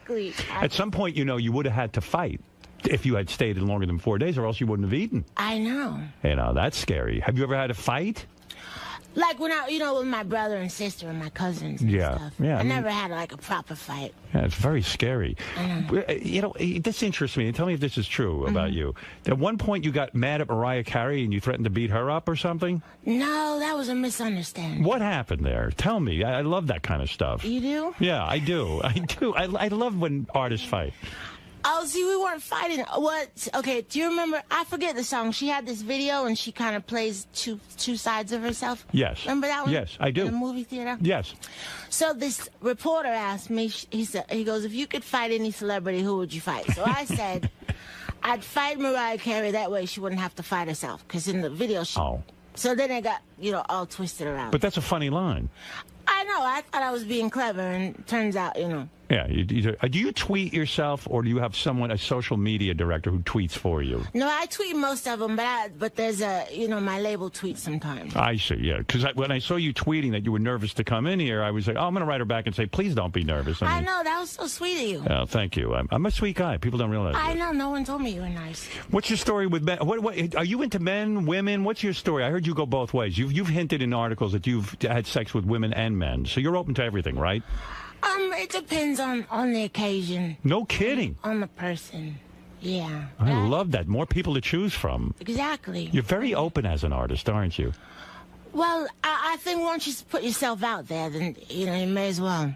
Do you think you had such a bad experience with men, like vis-a-vis your marriage, that you just said, that's it, I'm going to women. I'm going to be with a woman now because they're more sensitive? Oh, no, I'm not a man hater at all. You're not? No, I love... Who are you with now? You with a man or a woman, or are you alone? Who are you with?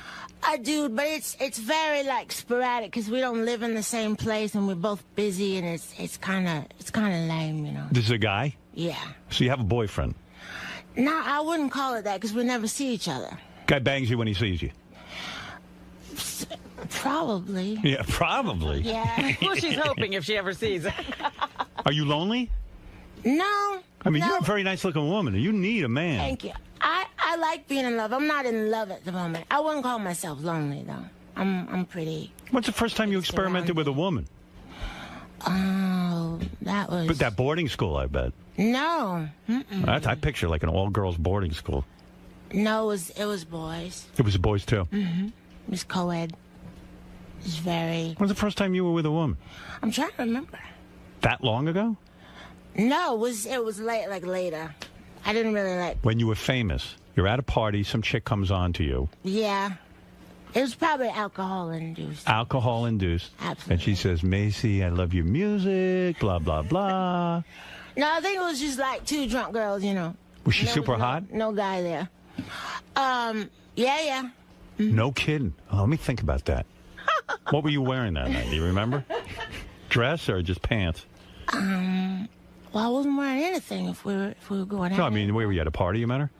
Oh, no. You know what? It's probably not good if I say who she is. Sure it is. No one cares. I know. She will, though. It's a famous chick, right? Sorta. Oh. But, Wait a second. Let me loosen my pants. My mom is going to hear this. Your mom doesn't care. She knows you're an artist. She's running around the house naked. Yeah. Who is she to comment? You're going to get me in trouble. Was it Mariah Carey? No. Fellow singer? You're going to get me in trouble. No. Are you crazy? Yes, that's going to get all twisted around. Is this woman Secretary of State of the United States? This one? The president? The woman that you were with, was she the Secretary of State of the United States? Absolutely not. Was it Pam Anderson? No. It was not? Mm-mm. Was a fellow singer, right? No, she's an actress. Oh, this is hot. I know. It was hot. Who was it? Vivica A. Fox? No. No? Halle Berry? Halle Berry? No. Are you guys really going to try to guess? I'm going to mention every girl in can't tell you. Oh, I can't imagine what you met her and you're kind of vibing. Yeah, I think we were just drunk and it was just one of those things. Was it Gabourey Sidibe?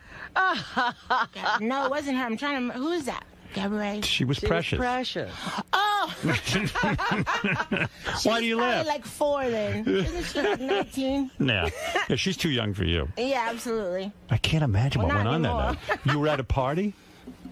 Yeah. Oh, well, Hollywood party. And you have fabulous friends, right? Because you're famous. Yeah. Not because I'm famous, but yes. yeah, because I'm fabulous. You are fabulous. You are a fabulous artist. Thank you very much. And you're very womanly. I'm imagining what went on that night. Oh, yeah. So she's like your fan and you're a fan of hers. We were just hanging out. And she starts making out with you at the party? Juicy as you want it to be. Yes, it's juicy. Believe me, this is juicy. It's not really. Was it? I'm going to mention a name. I don't want the truth. Okay. Chaz Bono. Oh. No. No?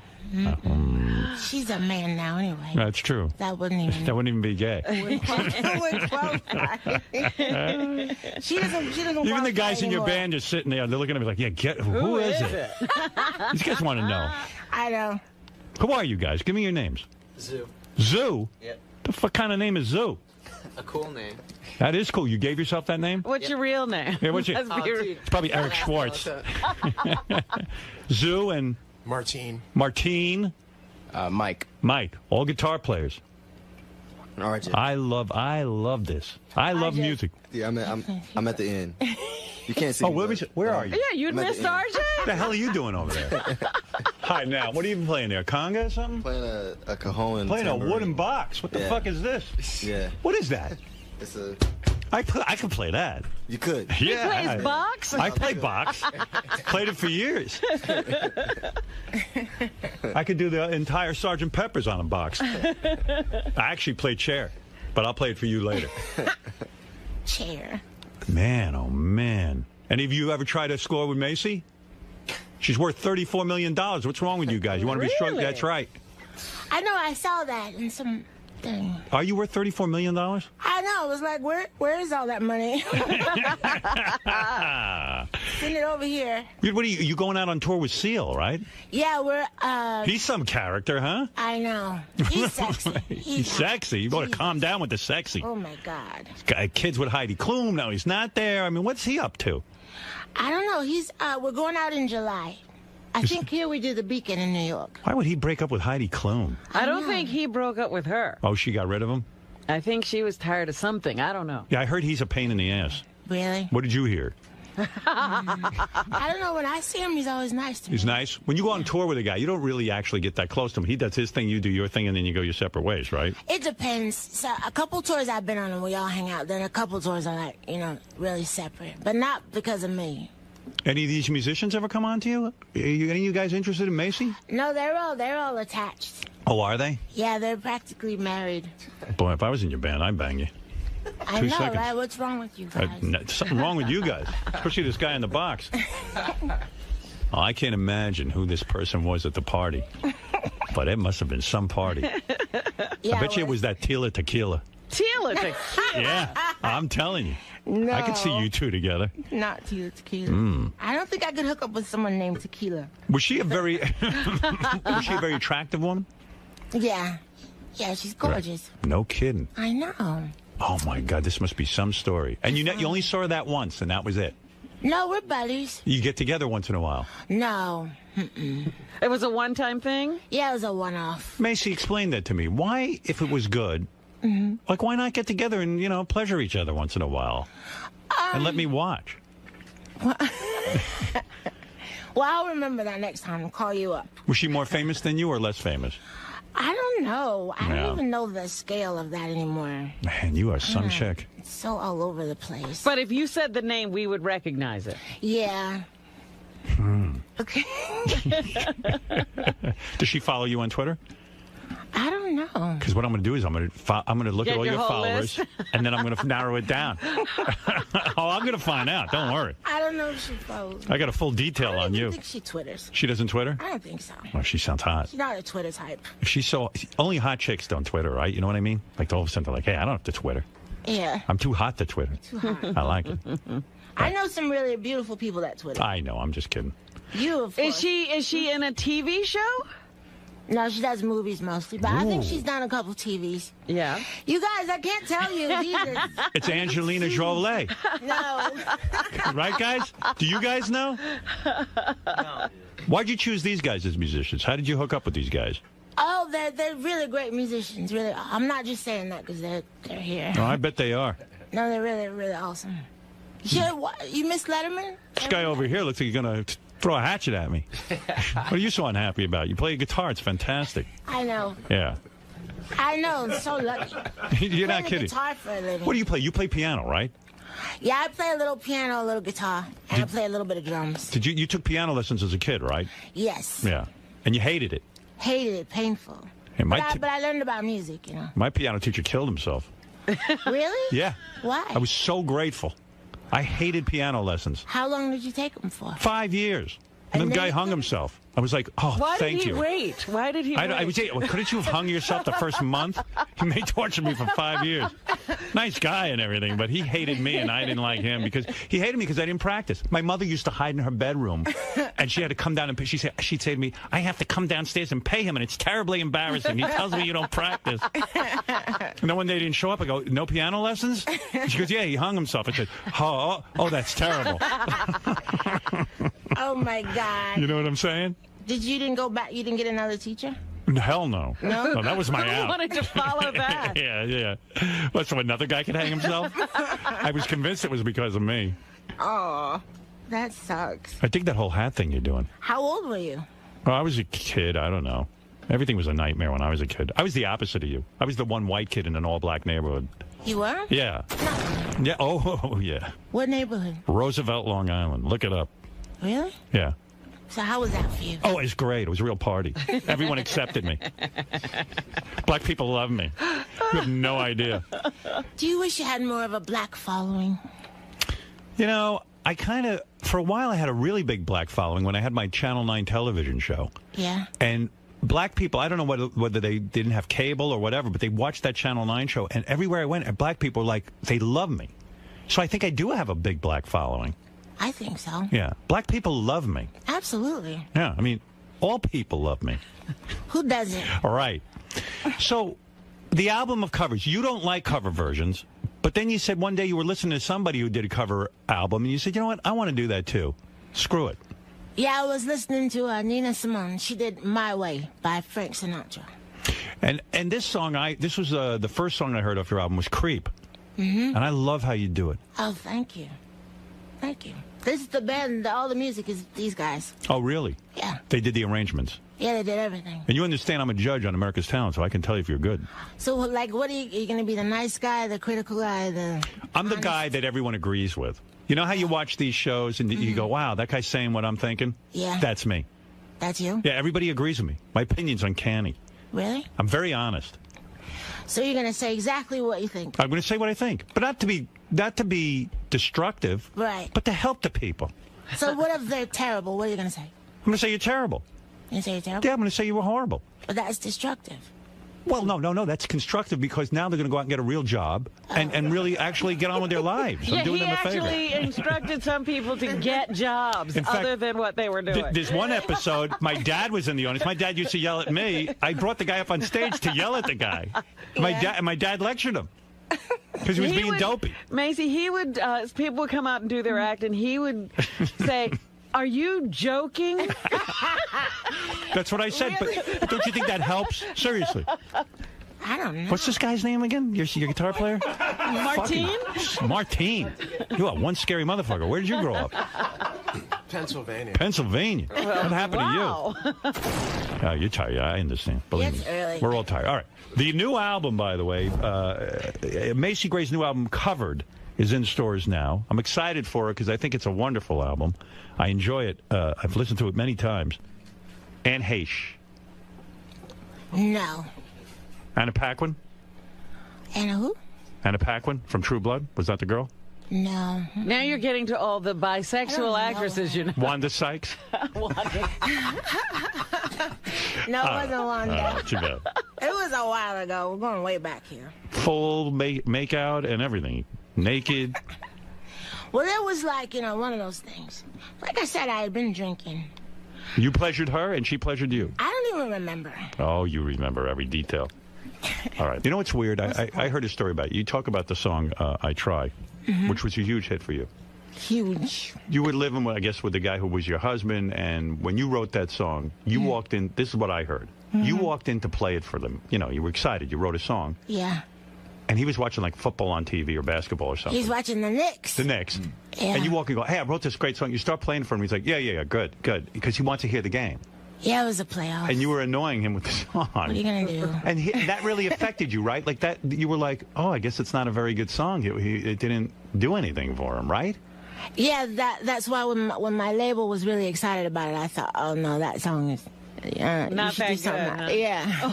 I was really shocked when it became popular. Yeah, isn't it amazing when that like most artists can't recognize what's the commercial song? Yeah. You don't know. I never know. I'm not the one to pick. You probably think there were better songs that you've written that should have been a bigger hit. Totally. Yeah. Absolutely. And then when you write a song like I Try, suddenly you're in a quandary because you're like, well, I don't know what it was about that song that made everyone respond to it. No, I still don't, because I always thought it was like the chorus was too wordy, you know. Like most hooks are like 2-3 words. And it was just so... Something's in my ear. What's in your ear? Yeah, there's a sound. Something. Commercial? I don't know. Oh, something's playing there. It went away. No, so I didn't think it was a very good hook. So I really didn't. Like, when they put it out, I thought it was a big mistake, you know. Right, yeah. And then it goes... Where were you when you realized it was a big hit? Were you listening on the radio somewhere? No, I was in the UK. We were touring, and so I had no idea. And then my manager called me, and he said, your song is #1. Wow. And I said, oh, what does that mean? And he said, yeah, when do I get paid? I know. He said, they play your song more than anybody else's. And I said, oh, that's cool, you know. But then when I came to New York with my kids. Yeah. And we were at my son. We landed, and it was cold here, and he didn't have a coat, so we went to the Gap, and I got mobbed at the Gap. Wow. And that's when I knew that people knew who I was. That fame is crazy, right? You went from being anonymous to famous, and it's like, whoa, one song.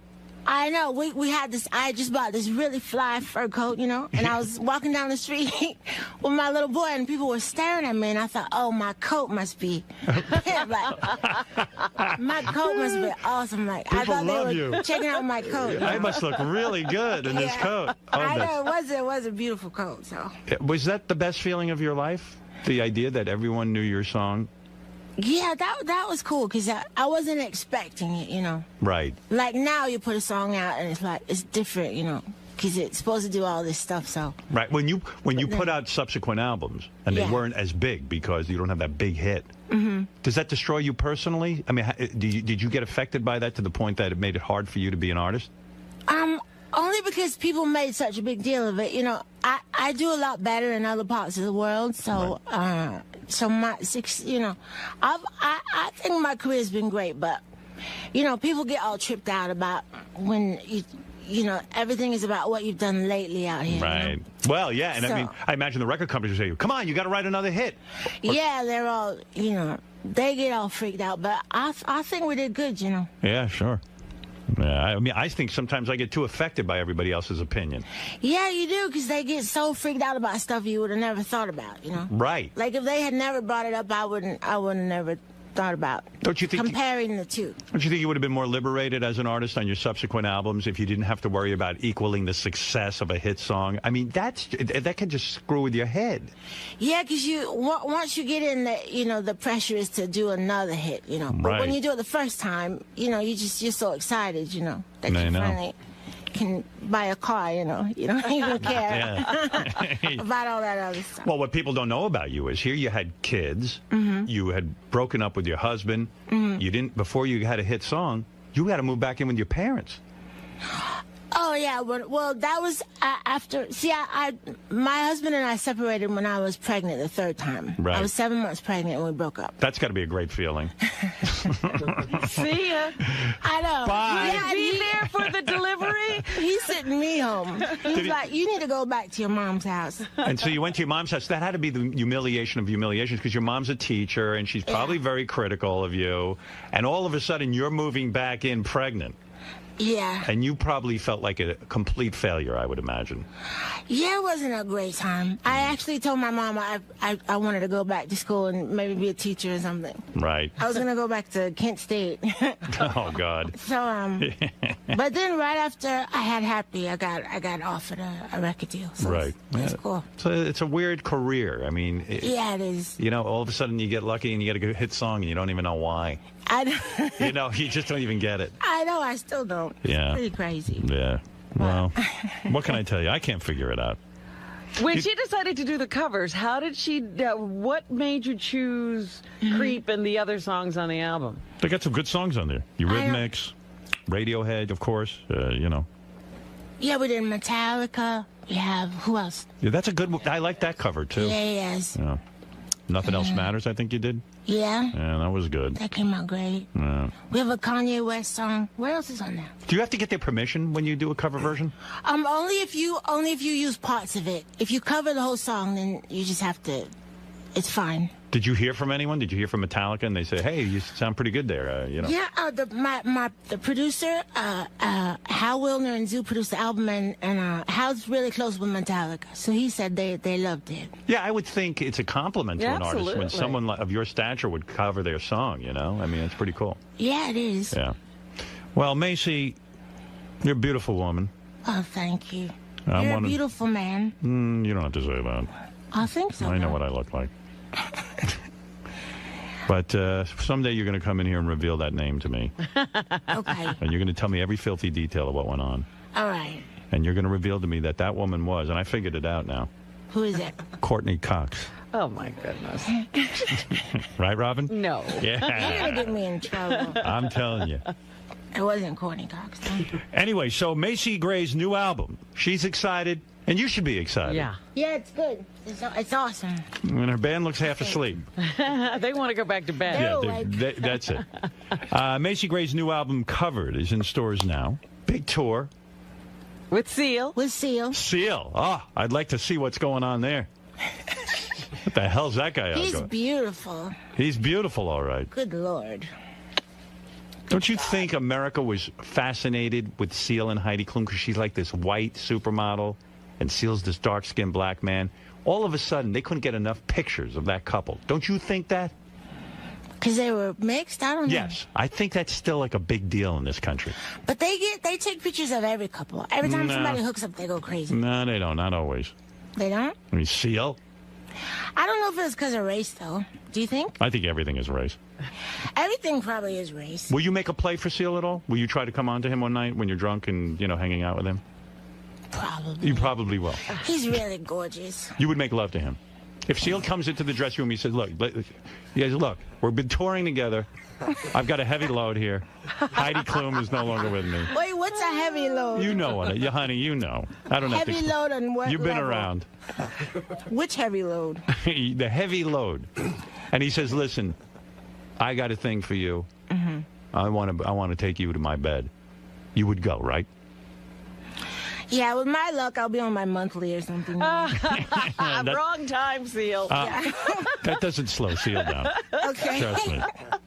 Seal will give it to you no matter what's going on. Oh, I'm on my monthly. That's all right, darling. Well, just put a towel down on this bed. No one needs to know. Good for you and Seal. You're a powerful couple. And see this beautiful woman around the country. If you want tour dates and information, go to macygray.com. And this wonderful band she's put together as well. These are the Sex Fiends. The Sex Fiends. Macy Gray and the Sex Fiends. Sex Fiends. And I will consider to Twitter with you. I will. Yeah, that's Twitter. We'll Twitter. And I wish you the best. I wish you the best, too. Yes, and I'm going to take a break. I'm going to watch America's Got Talent. Yeah, you got to watch it. You'll see. I'm the judge you'll agree with. You'll be like, wow, Howard's saying what I think. So it's you. Who else? Sharon Osbourne. I don't remember the other two. Come on. Sharon Osbourne. Sharon Osbourne, the one married to Ozzy. Right. And Howie Mandel, the comedian. Oh, he's still in there. He's still in there. I'm keeping him in for now. Yeah. And you. And me. And Nick Cannon is the host. Right. Do you guys all get along? Yeah, we get along well, as long as they listen to me. Exactly. There was one point in the judging, I just turned to them, and we had to now narrow it down to 48 people, and I said, they were arguing with me, and I said, honestly, You guys have nice careers, but I am way bigger than both of you. and how could, I think I know a little more than you, so let's just end this fucking argument. You know. What'd they say? I want to know what Sharon said to that. You know what she said? She laughed. She could care less. She doesn't take me seriously at all. Would you ever go on one of those shows, audition for like American Idol or The Voice or anything like that, if you were trying to get your career going now? I don't know. Probably. I mean, when I was like doing my thing, I did everything. Yeah. Yeah. We played for 2 people once. I would do anything. I wouldn't even care. Where do you go to play for 2 people?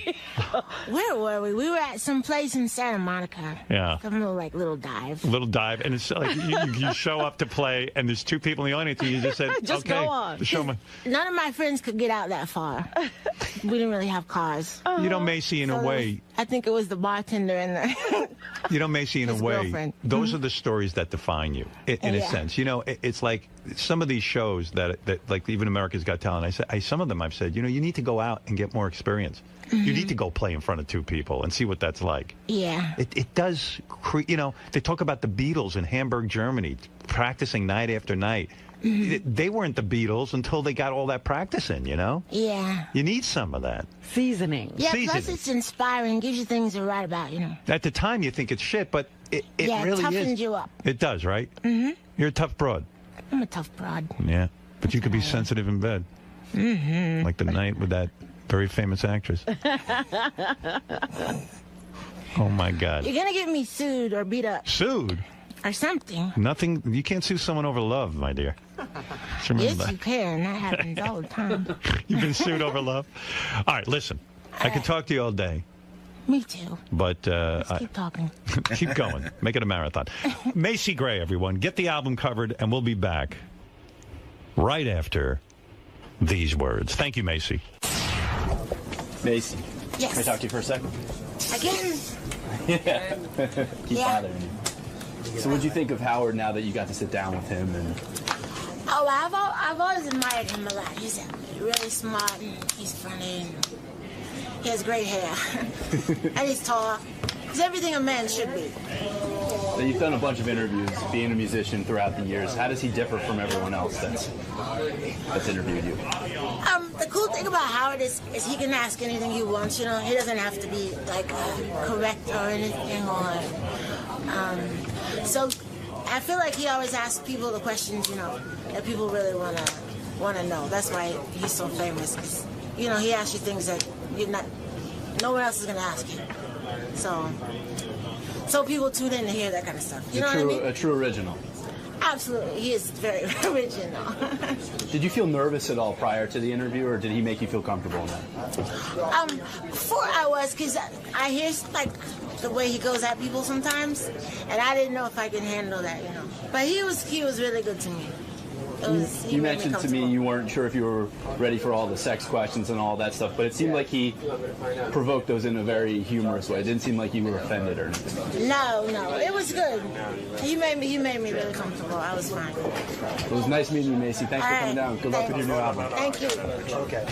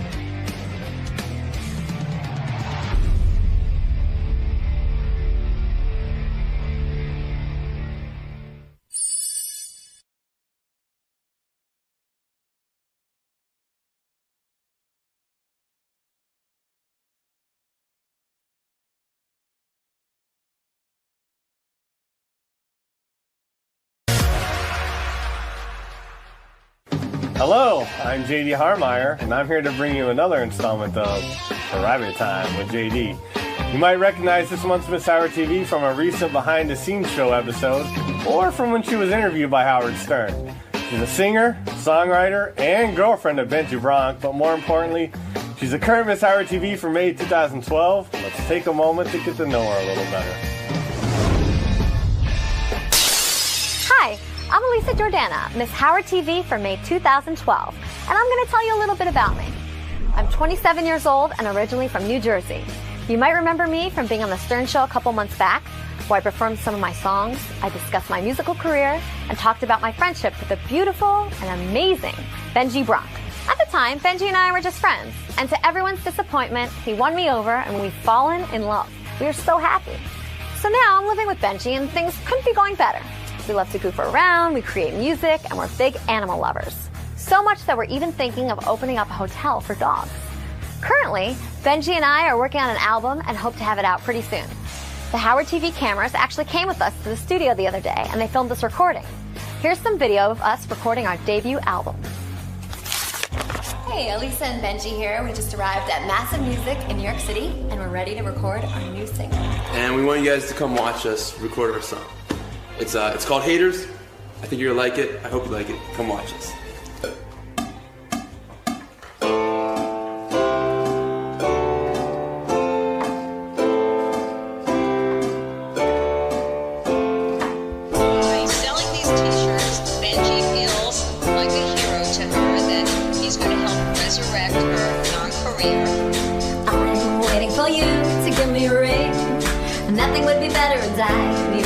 That this won't be a fling. I'm gonna need forever and I can't believe I got into this thing. I wasn't even looking for love. I wanted to date you casually, casually. You say you know what love is. You say you wanna be famous. You said you had a song for me to sing. You know I'm gonna sing it. Cause I'm gonna have the haters. They're the ones that are gonna make us. So let's start the celebration. Cause we know what love is.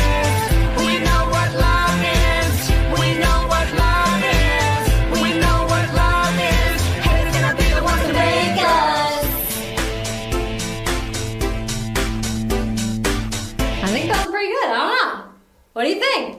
Cool. We're done. I think we're done. Are you happy? Done? Yeah, I'm happy. That's a wrap. What am I supposed to say? That's a wrap? That's a wrap. So we just got finished recording our second single, Haters. We had a blast recording it, and we can't wait for you guys to hear it. I hope you guys really like it. I think you guys like it. I fucking love it, so I hope you guys love it too. Thanks. As you can tell, we had so much fun recording, and I'm looking forward to finishing the album. It's really coming together well, and Benji sounds awesome. All right, that's enough about me, but if you'd like to know more, you can follow me on Twitter at Elisa Jordana. Wow, sounds like she has a bright future ahead of her.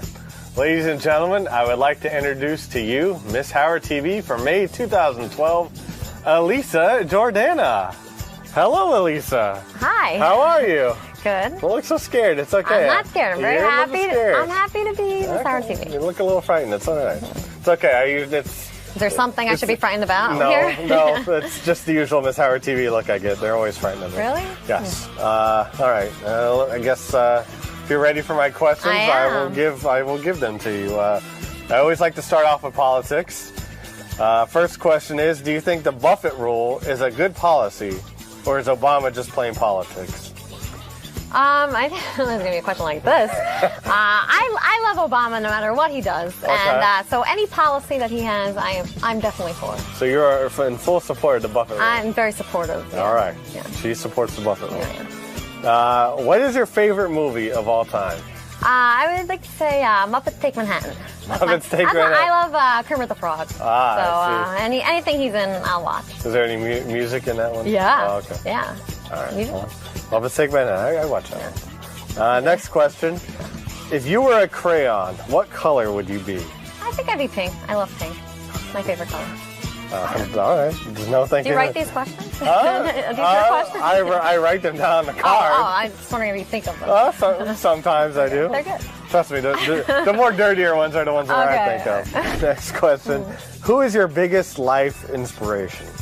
Let's see. My biggest life inspiration. I would say it's Benji. He inspires me every day. Okay. All right, hold on.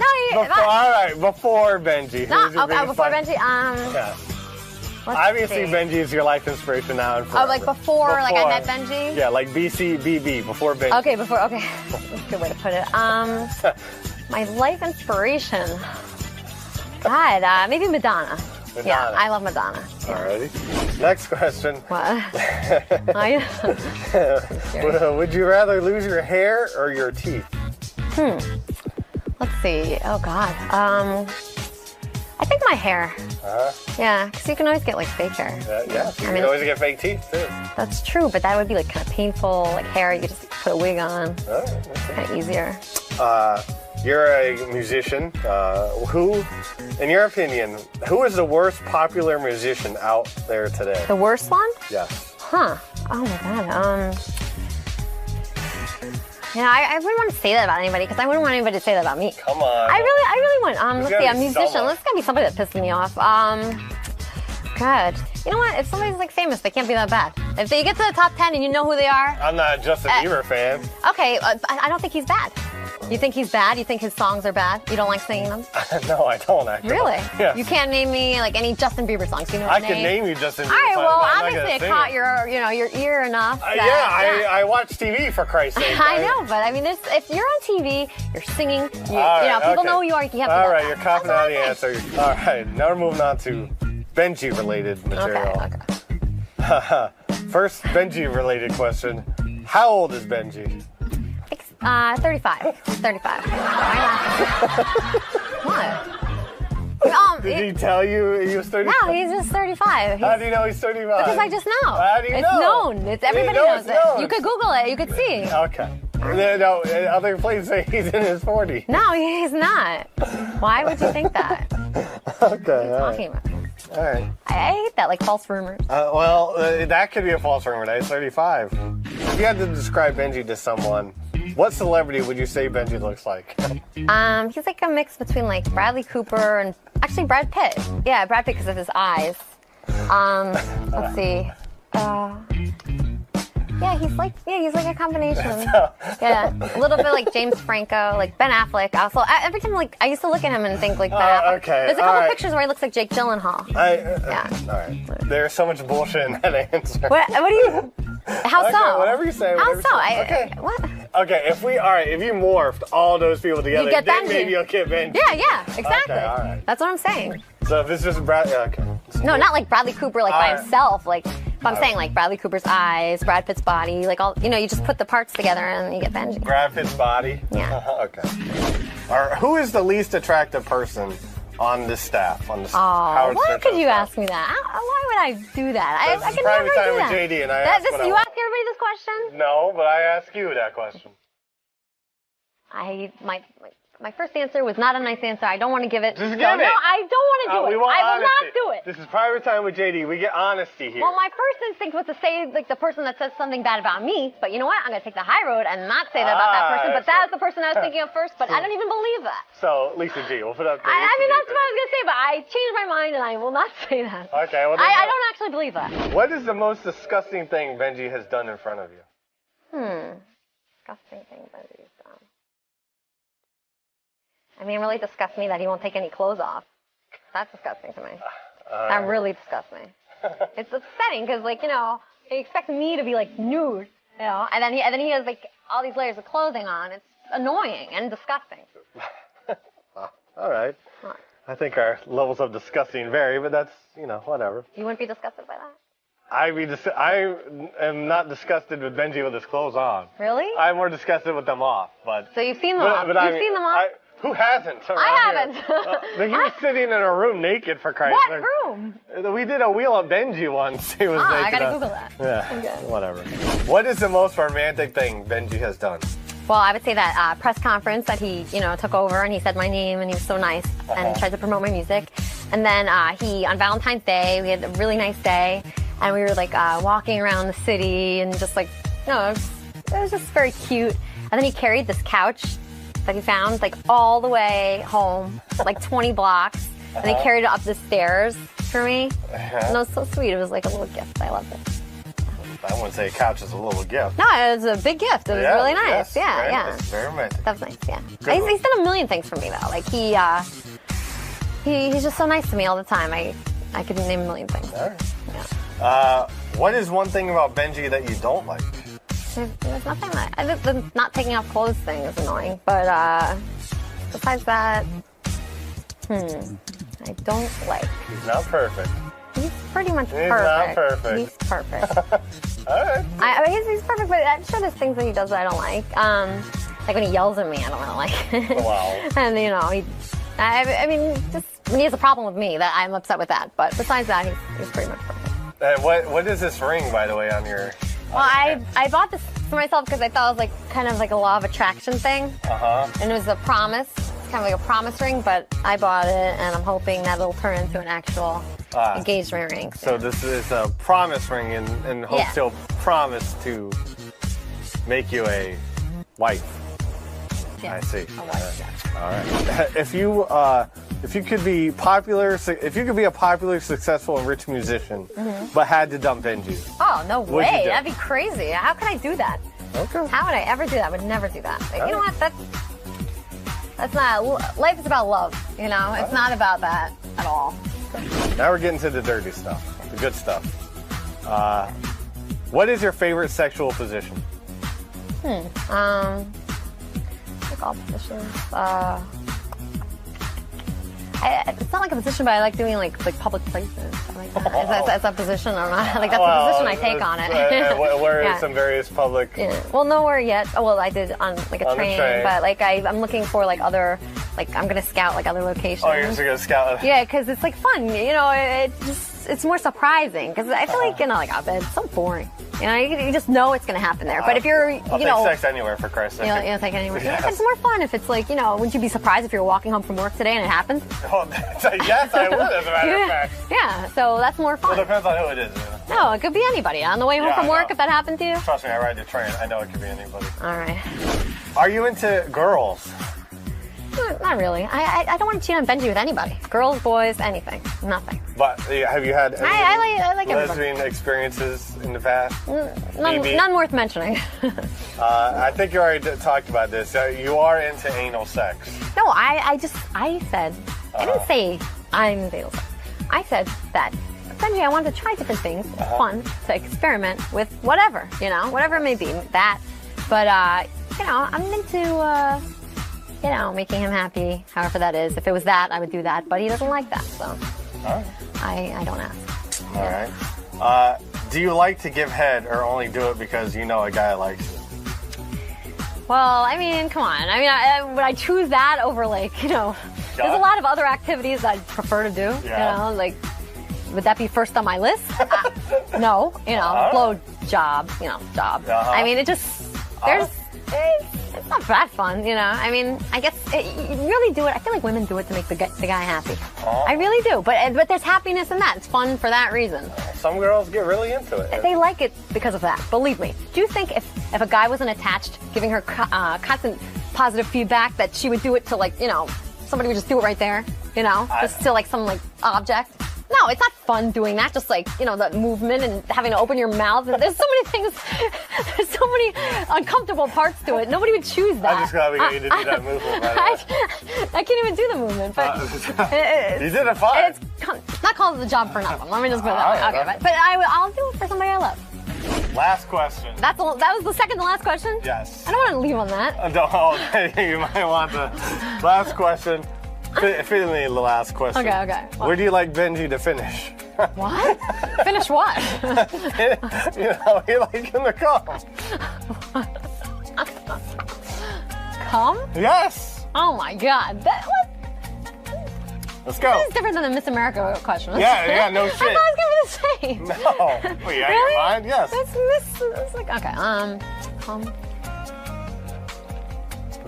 Can you have another last question? No, that's the last question. Are you sure? Where's the other card? There's no other card. There's a blank. The bullshit card. What about that? No, well, that's a whole other issue. Oh God. Or name a fucking place. Okay. Right there. I'm just kidding. Not right there. Anywhere. My body is Benji's playground. He can go wherever he wants. Okay. All righty, well. Oh, my God. Well, I don't care. I don't even want to All right. On that note, our private time together is over. Disgusted. Yes, a little bit. I'd like to thank you, Elisa, for joining me. And I'll see you next month.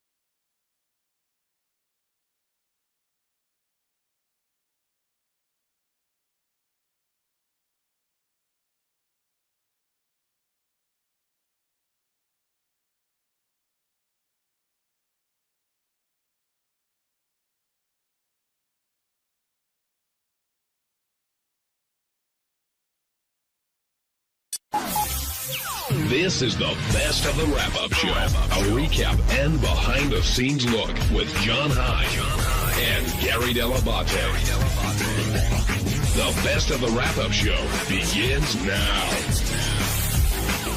Hey, it's Gary Dell'Abate. On Monday's wrap-up show, we talked about Robin Quivers has a bit of a medical condition. We're not sure what it is. And we had a discussion about what it would be like if Robin weren't part of the show anymore. Also, we talked about Jimmy Kimmel sitting in for the first 2 hours of the show. All that and more on the wrap-up show.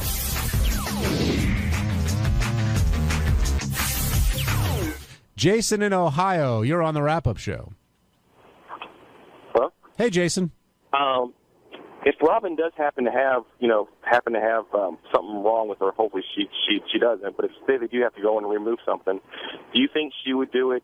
Would she do it during the vacation to do that, or do you think she'd do it? If she has to when the show's going on, or I think because I've never ever heard the show without Robin being there. I think if it's life-threatening, she would go under the knife tomorrow, and Howard would make do. If she can schedule it for a vacation, I'm sure she will. But Howard did say, and he wasn't kidding, he does not want to do the show without Robin. He needs and wants Robin there. I mean, he could do the show without everyone if he really wanted to, but ultimately he wants Robin there. He needs Robin there. And it's funny because if you had heard Howard say, oh, you think it's cancer, I'll give you odds, you'd think he just doesn't care. And it's a really cold, unfeeling thing. But that's just the way the show works. And they did speak about it over the phone over the weekend. And hopefully it ends up being something minor and it'll just be a funny story for Robin to tell. Laura in Palm Beach, you're on the wrap-up show. Oh, John? Hi, Laura. Hey, how are you? I just wanted to talk about Robin and how it is unbelievable that she showed up for work today. Well, she went to a wedding. Was it in Pittsburgh? Yeah. With the catheter and the bag. But yeah, she doesn't miss work for practically anything. There's so many. I won't say like of you, but people at the show that have called in and said, oh. I don't feel good. Who are you referring to? Well, I guess Artie. Well, yeah, but that was a... Yeah, Artie had other issues going on. We realized that Artie wasn't actually, didn't have a cold. Yeah. So I know what you're saying, but I do think it's really amazing. I just wanted to tell you that. It is cool. I think a lot of us fall into that Robin's sort of way more than not, Really? Yeah, like somebody said, well, Gary, if you had a colostomy bag, would you come to work? I'm like... Well, yeah, because I'm going to have it now, and I'm going to have it in a year. I can't not work, so you might as well just come and start. I'm not so physically amazed by it. I mean, it's impressive, but it's like psychologically got to be tough that she doesn't know what's going on right now, and it could be something really scary. But I think for all of it, listen, I can't speak for her, but I can speak for me. Being at the show is one of the things that takes your mind off of that other stuff. I would if she were sitting around wondering, oh, I wonder what's going on. The worst thing would be to not be here sitting in bed wondering what's going on. That's the worst thing you could do. You sounded a little out of it, Gary, with that interview that Lieberman did. Hey, I got to point something out, by the way, because I saw a lot of people on Twitter commented about this, and Jason, when I got back to the office, was really mad. I said it was okay for Lieberman to come, and I said it was okay for him to interview me. People think like he snuck in. You thought Lieberman ambushed you? Exactly. No, it was all cool. I mean, I said, yeah, come and get me. But, I was totally high. How scary was it that you didn't remember having that conversation? It was very scary because I've never been one of those people who gets so drunk and goes, "Oh, I blacked out, man." I remember everything, and I really did not know. I woke up, and the first thing I saw was the nurse, and I said, "What time is it?" She said, "That's the fourth time you've asked me that question." And I said, "Sorry." And then Mary said, "What about the thing you just did with John Lieberman?" I said, "What are you talking about?" She said, "He just interviewed you." And I'm like, "No, he didn't." And even when we got home, like the whole day went through and the whole weekend, and I just didn't remember it till he sent it to me, and I heard it. You should have heard it at the end. They're like, "Who's this?" And they point to me. I'm like, "That's the gardener." Now, do you don't remember that at all? No. Do you have any idea why you referred to her as a gardener? Yeah, I listened to it again. It was probably me cracking a joke. Before we left that morning, Mary was working on it. We built a garden. Oh, okay. And we had it built, and we had a fence put around it. And so she said, "I'm going to plant today. Is it too early?" I mean, for me to think Mary was my gardener would mean I'd have to have a gardener, and I don't. JD, I was commenting earlier on your laughter when those clips of Gary were played after his colonoscopy. I don't think I've ever heard you laugh that hard. Oh, I mean, I've laughed hard before, but yes, it's just someone sounding out of it, and it was funny. Well, yeah, I laughed. Just struck your funny bone? Is that what you brought me down here for? Because I laughed at Gary? That was one thing. Sounding groggy? No, that was one thing I brought you down for. Oh, okay. What are the others? Well, you're probably the biggest Kimmel fan here, and that's why I wanted you down here. All right. He's a funny guy. I don't know if that's true. I think he is. I think so? Yeah, I do. I was going to ask you, though, about your relationship with Jimmy, because you guys, I mean, I know you're a huge fan of his, but you sort of had a little bit of a rocky road. Yeah, we got over that. We hung at Howard's house last summer. I think Jimmy's really funny.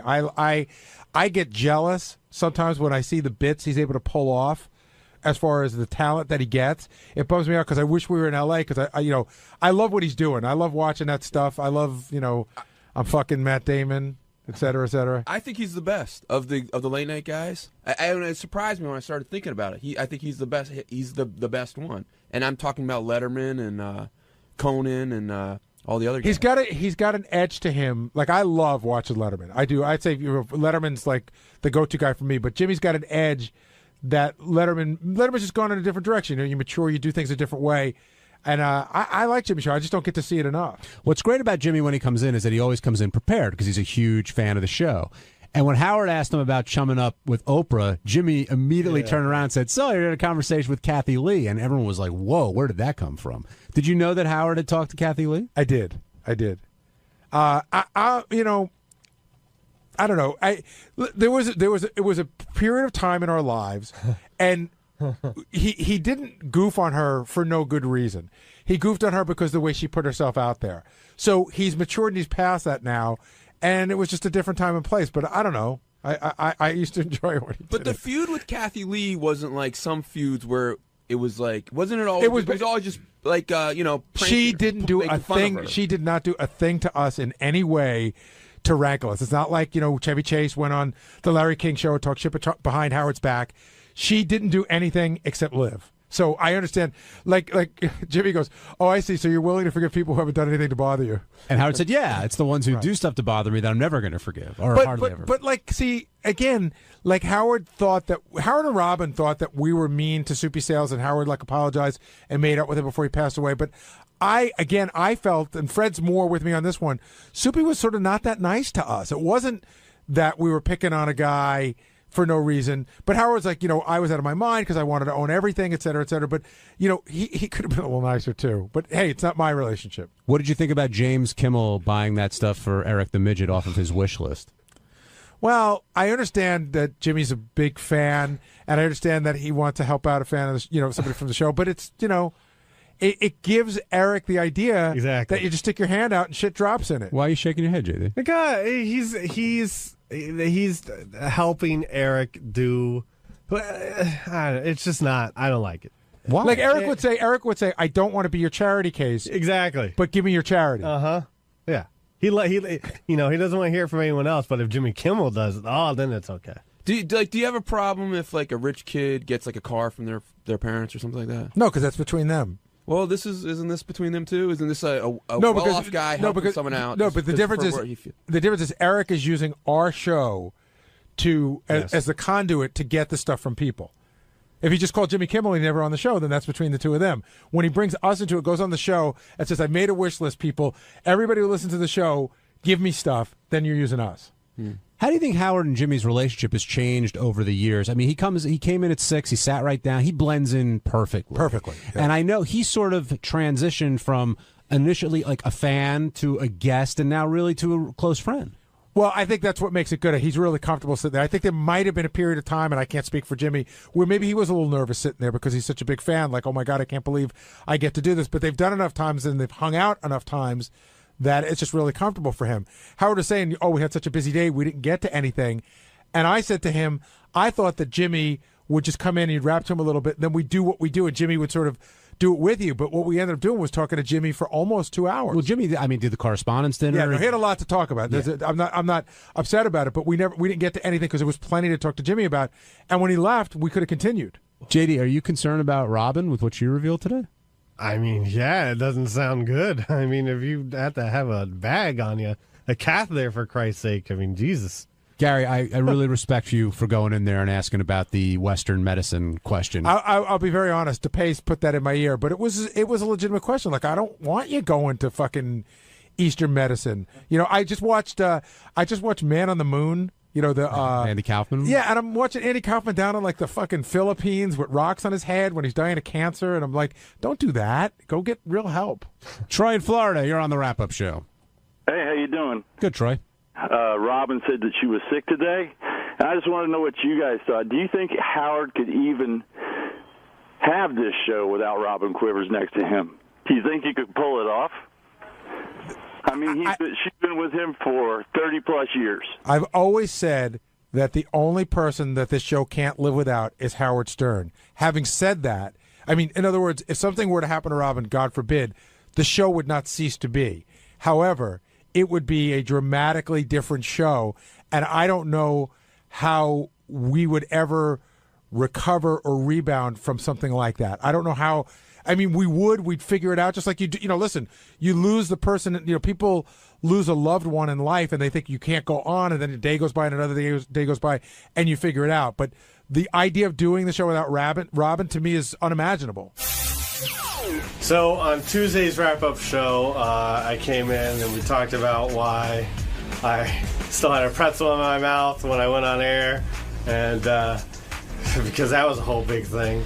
And then later on, Ronnie and his new boyfriend, John Lieberman, decided to fight like, a couple old women in the wrap-up show. So, there you go. Watch it.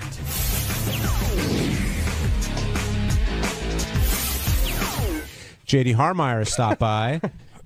Pretzel in your mouth? Pouch boy. Pretzel in your mouth? No, that's Sal. Why didn't you just chew the pretzel and swallow it while Howard was talking when you were in Because there? I didn't have a thing of water with me and I didn't want to start choking on the air.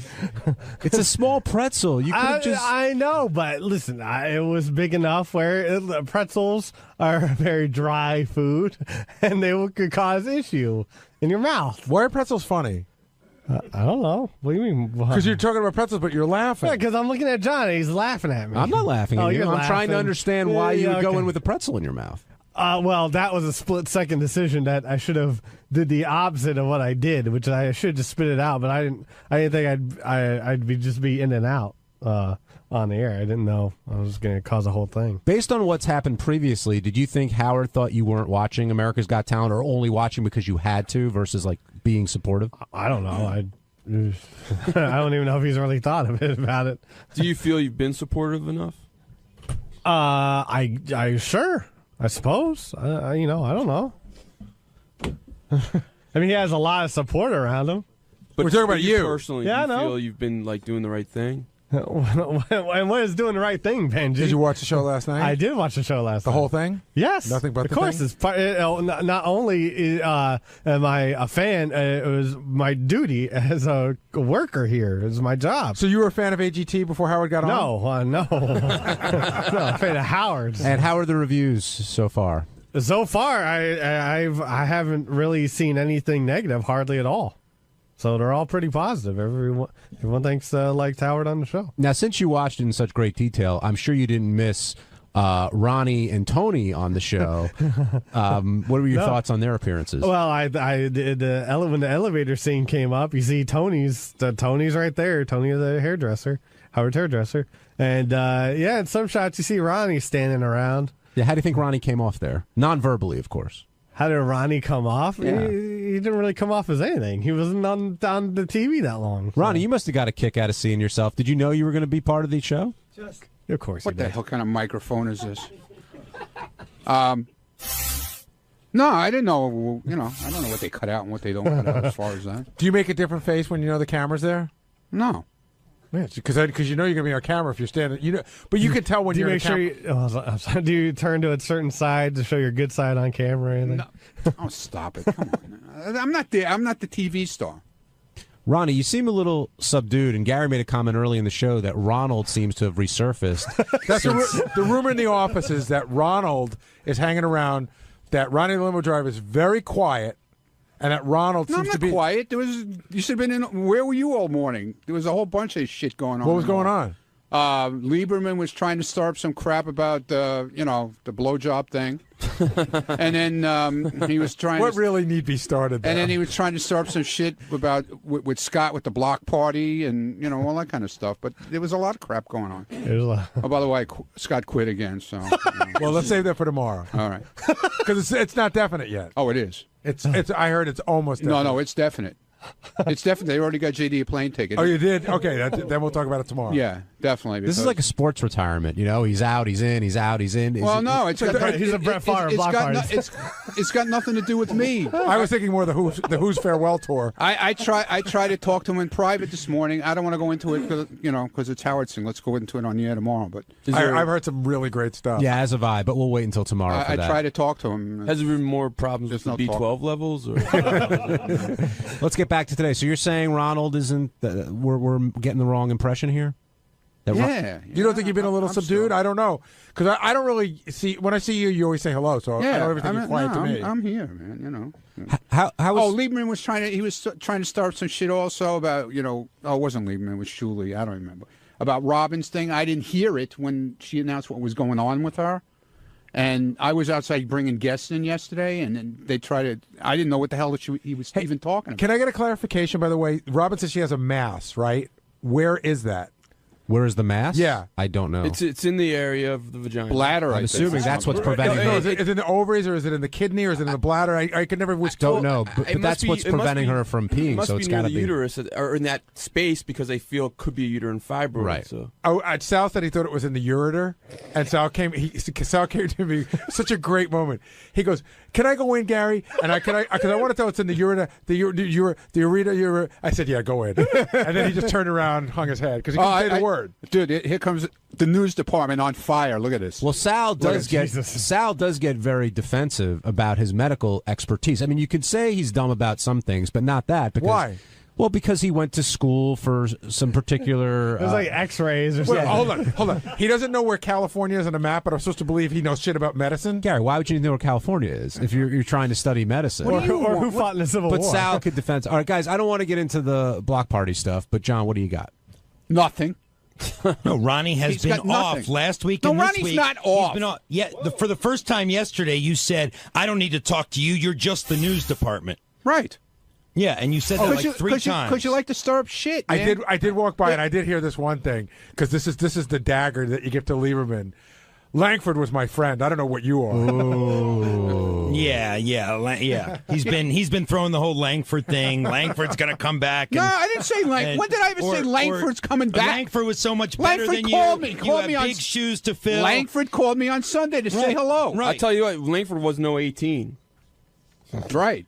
JD, do you think there's he didn't use M25? Dude, hold on, guys. JD, do you think there's an actual rivalry? M25. Do you think there's an actual rivalry between these two, or they both just love the attention? I think it's a little bromance going on. I think Ronnie had Scott the engineer as a sort of bro, and now that's sort of gone off to the wayside. No, that's not going. I'm still friends with Scott, but Scott's not as fun anymore, and John's a new Scott's fun. miserable. John's not new my fun fault. fun guy in town. So John's more of the party. No, John's no party, believe me. Are you guys telling me I missed the Scott the Engineer fun stage? Well, you haven't seen a picture of Ronnie and Scott in a fucking hot tub? That was a long time ago. Oh, man. So, John, what's the issue? Well, everything I ask Ronnie about any day, whether it's the promise he made to Gary to get a colonoscopy, And then you backed off on it. You backed off. You said, well, it's the prep that's so hard. And then I didn't say I wasn't going to do it, did I? No, but you definitely stupid ass. backed I never off. said I You wasn't had going to do it. You promised Gary you would get a colonoscopy. Every question you ask me. But you had promised Gary, the executive producer of the show, that you would get a colonoscopy. God, excuse me, God. I'm sorry. No. And so then when I ask you, when I do a follow-up on Gary's colonoscopy, then you're all wishy-washy. Well, I don't have to tell you. I don't like the prep. I don't want to sit on the toilet all night the night before. Did I and tell shit, you the same thing? Shit my brains out, so I will do it, I won't do it, and it gets annoying. I It gets into Benji realm. I never said I will do it, I wouldn't Well, do hold it. on, John. But it's starting to get into Benji realm where you can't get a straight answer. Why are you bringing Benji Hold into on, it now, everybody. you see? Ronnie, what are your concerns about a colonoscopy? It's a pain in the ass. Literally. Ronnie told me. But what? What specifically are you concerned about? The shitting out crap the day before and all that baloney. Ronnie never had to do and that. listen to what he sounded like afterwards. That's what I thought might have thrown you. But John, Ronnie and I talked about this, and I said, listen, you have an opportunity where you can really save yourself, something we couldn't do 40 years ago, and Ronnie's never had one, and Ronnie said that he's made the appointment several times and canceled it. Right. Why? I just told you. I speak English. But you haven't done any other medical procedures like that? Do you avoid going to the doctor? No, I go all the time. I go get the guy who sticks his finger up my ass, the whole deal. But I just don't like the whole idea of that whole thing with sticking shit up my ass and stuff. You just said you don't mind the guy sticking his finger up your ass. Now you think a camera. He loves it. You never know what they could poke. Look what they did to Wood Yee, man, that time. Holy shit. Oh, God. I didn't know you had such strong colonoscopy concerns. I do. I do. Whenever somebody doesn't want to I'll tell them. I won't fucking tell you, M26. Whenever somebody doesn't want to do something that they have a health issue about, they pull out some very obscure person who is like the one in a million that got fucked up. Yeah, look what they did to that poor guy, man. All right, there was one walking around with his stomach hanging out on the floor. Oh, God. Ronnie, how was Howard this morning? Was he excited about last night? Yeah, he was. And so was I, because I was there for everything, and I saw, all the tapings and everything, and then to see it all put together. How they edited it all together. It was awesome. Did it live up to your expectations? Yeah, it really was great. Ronnie, last night was so important to Ronnie that he taped Gossip Girl with his VCR. That's right. So At least I watched. Wait a minute. Let me finish. Let me finish. This is a reporter on the show, John. Let me finish. John Hine. Yes. John Lieberman is a reporter on the show. Thank you for pointing that out. Shouldn't he have watched the whole fucking show? You're saying he didn't watch America's Got Talent? He went to bed at 9 o'clock. He watched the first hour and then shut it off. No, I DVR'd the second hour. Yeah. When did you watch it? You didn't fucking watch it. I DVR'd. But you haven't watched it yet. I DVR'd the second hour. Did you watch it yet, though? Have I watched the second hour yet? No, I watched the first hour. Some reporter. I should rest my case. VCR or DVR, John? Yeah. Langford watched the whole show last night. Yeah, that's right. You got that right. I bet he did.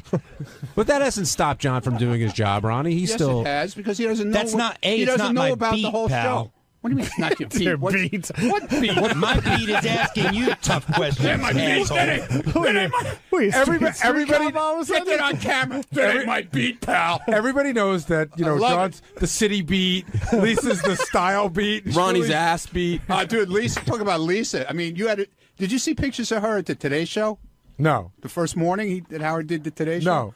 She was in this outfit. You'd think she was going to Rick's.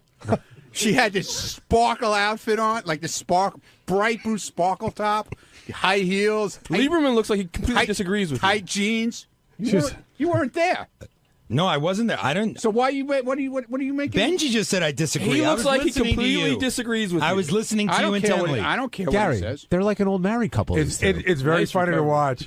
It's just like whatever. If you say black, I say white. That's what these two are. He still wears M25. That's okay. What's M25? And that was an M26 a second ago. No, that's mine. Is M26. M25 is his hair color, just for men. Oh. Oh, you dye your hair too? Yeah. No, I don't dye Yes, my he hair does. too. Oh, you don't? Let me tell you something. M25, I have never once. It's just for full men. of grays on the side. No, he it's started not. this thing No, it's online that I dye my hair, so people are He started tweeting with me, pictures dude. of here's the cheapest box of M26 in town. Go to Duane Reade, go to Walgreens, go to this and that. $6.99 is a great price. Yeah, it's a man. great price. That guy isn't had it? he put it up the other Yeah, day. you don't even need a $6.99. coupon to get such a good Yeah. price. do Ronnie, you? I do you pay think $8.99, I pay $8.99, Ronnie, do you man. think his hair is dyed right now? Yes. Would you put money on it? Yes. I bet you because we could do it. $30 million. Oh. That it's I don't not have dyed. $30 million. I bet you all the money you get from getting blown by Richard that it's not dyed. All of it.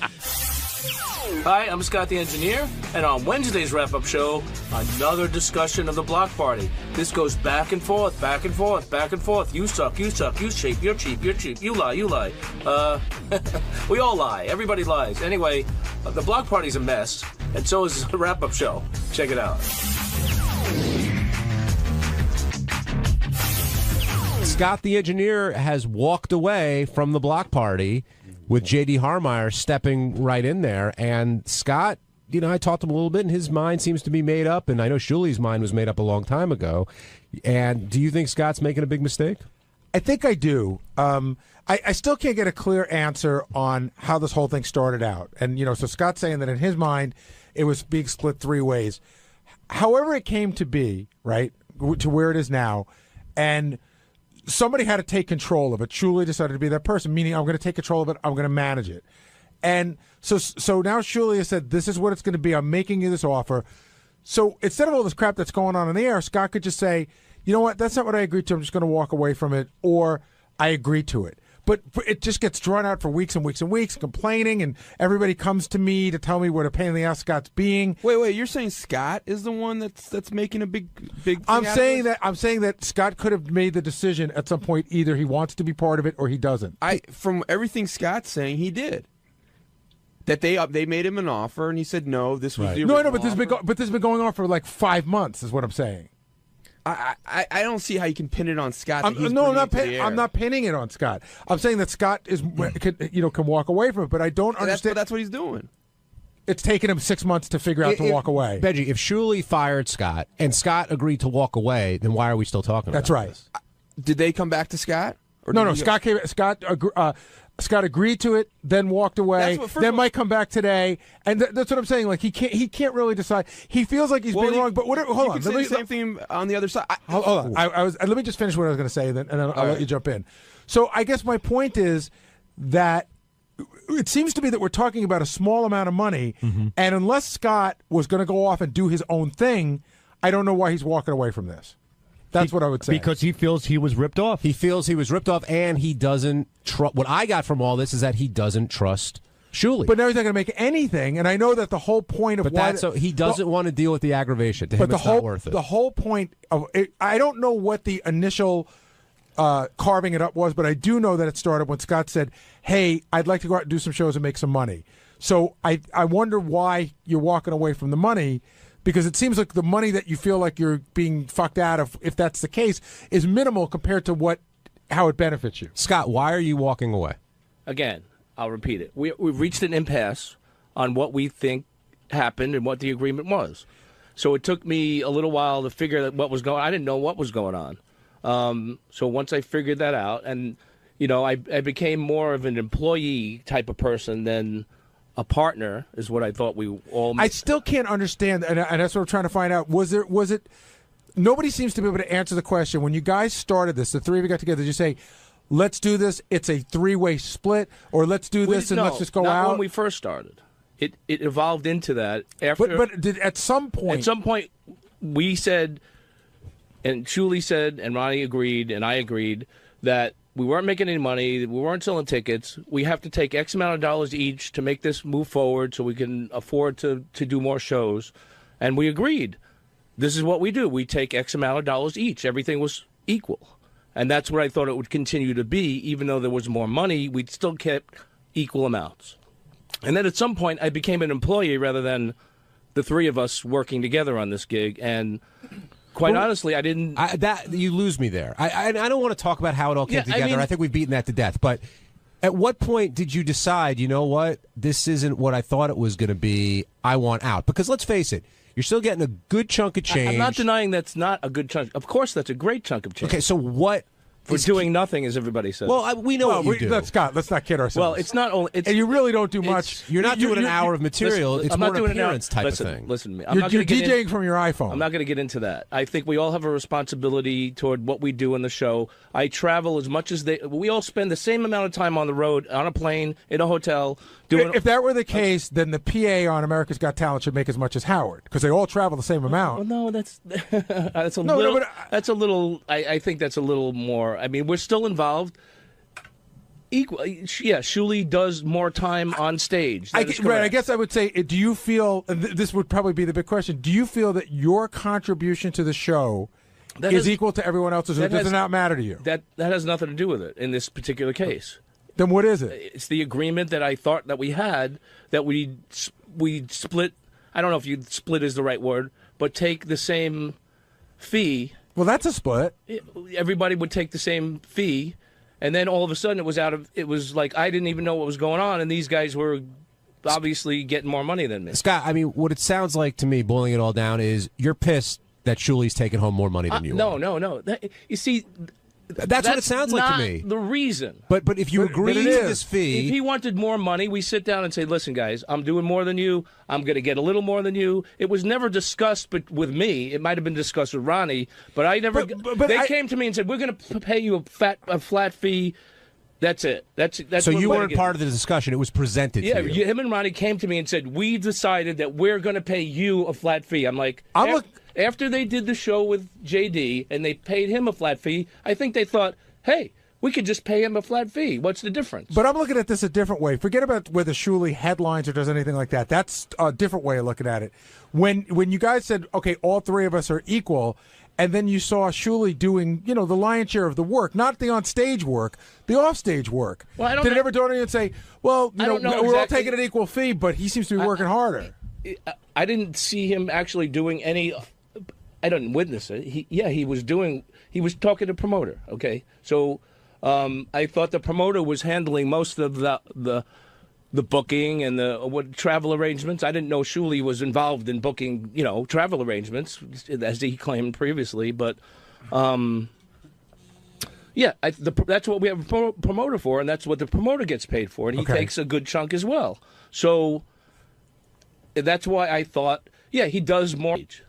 And this particular show, I didn't think one of us is a headliner. We're all responsible for getting this show out, getting it promoted, and making sure that things go well. So I guess you go, John. Scott, I want to, because Sal's sitting next to me now, and I want to ask this question. And be honest. Yes. When you walked in to Sal and Richard and said, hey, I want to, let's do a block party or something like that, you say you're joking. I don't believe you're joking. That was absolutely a joke. It was the Black Cloud Tour. I said, why don't we do a Black Cloud Tour? Sal, do you think... absolutely a joke. Sal, do you think Scott was kidding? I cannot do that myself. That's impossible. But why can't you? Well, let Sal answer the question. Go ahead. Do you think he was kidding? I have to take...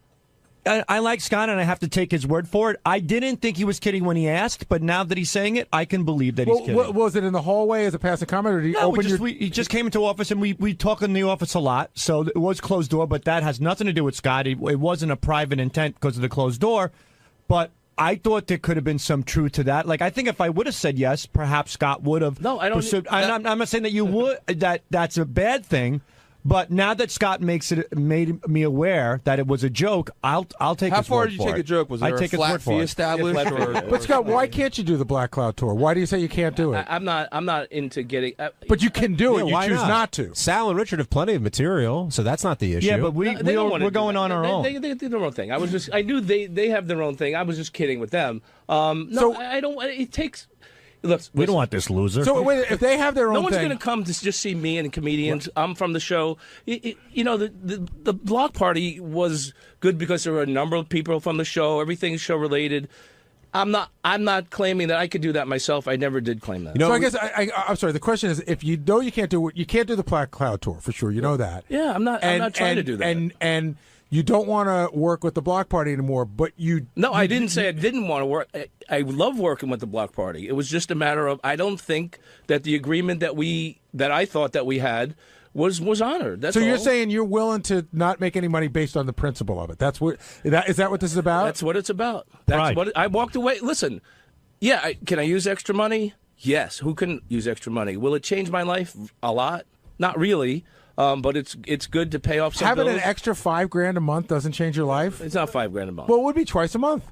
No, we do 1 weekend a month. That's it, 1 weekend a month. Yeah. Still $2,500. No, That's nice. It doesn't hurt. That's a lot of 20 hookers grand on a the year, road, that's Scott. It's $30,000 a year. 10 times 2,500. Well, whatever. $25,000, another And then- $30,000 a year. Then it's taxes. So get your own apartment. We got to be legal. But it's still money, Scott. For not. I know you're putting the time in, but not. There's a lot of time put in. There is. I don't care what anybody says. We do a 2-hour show, but there's a lot of time put in traveling, and it's 3 days. I mean, it's usually 3 days of. If we do 2 shows, it's or 4 John or shows. Gary, if someone just says like, I need you somewhere in a spot for $2,000 for a weekend, you could give up your weekend for it? I did it for 15 fucking years. I'm saying right now, if someone wants to hire you, just go sit at their house for a weekend or something like that. Would you do it?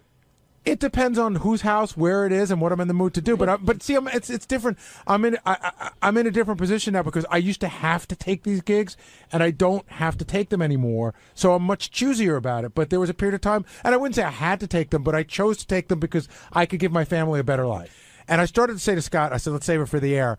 You know, in 3.5 years, Howard might be gone, and you might have to get a job still at a place where the ability to make this extra money just doesn't exist, and you may be very sorry then. And like I said, I've always said, being able to go out and do these appearances, it's in essence free money. Sure, the travel sucks, but my friends don't have the ability to go out and make this kind of free money. I realize that. And I just don't want to see you miss something that you could have had. And the other thing, Scott, is the reason you did this in the first place was to make money. Yes. Yeah, and now you're walking away from the money you'd make. I am being stubborn. I know that, and obviously, I have my faults as well. It's a principle thing, and I guess that I don't want to be shit on, and that's how I felt. Whether they're trying to do it, they're probably not trying to shit on me, but I felt. They, by the way. Ronnie, whoa. Ronnie, move over close to a microphone. Yeah. Has he always? Is this principle that Scott's talking about? Is this just surfaced recently, or has he always felt this way? Because now he's saying. What do you mean? He's saying this is not. It's a matter of principle right now. It's not money; it's the principle that he's being mistreated, and he's going to walk away because of his pride. I guess the main thing is he feels that he doesn't trust Shuli. That's the main thing. That's what I got out of this whole thing. It is, Scott. You said to me, basically, that's what you said. Not in so many words. Well, it's because when I look at... And then I've heard another thing which really pisses me off, that I didn't have your back through this whole thing. I didn't say... I never said that. I've heard that, dude. Who said that? I'm really upset about that I shit. never said that. I'm not kidding, really. Well, I never said that, and because obviously you don't want to get in the middle. Obviously, no, I don't. You just want to be. To me, it's not a business. To me, it's your name. It's your name on the whole thing. I don't care. But it's not a business to me. It's a thing for to go out and have fun, go home on Monday and forget about the weekend. It's not like I'm thriving on this whole thing. That this is my whole livelihood or whatever. I like going out there and hanging out with the people. I love it. Well, you guys have different reasons you do it. Completely different reasons. Yeah, but I don't like the idea that he says I don't have his back, man. And that's so not true. How does Ronnie not have your back? I never said he didn't I'm have not my saying back. you said it, but how does he not have your back? Well, it's just like he's neutral. He just wants to. I don't care what he makes. I don't care what he makes. Is there something wrong with that? Being neutral? You feel he should take your side? Well, theoretically, he doesn't have Shuli's back either. Well, I thought we had an agreement that we each take equal amounts.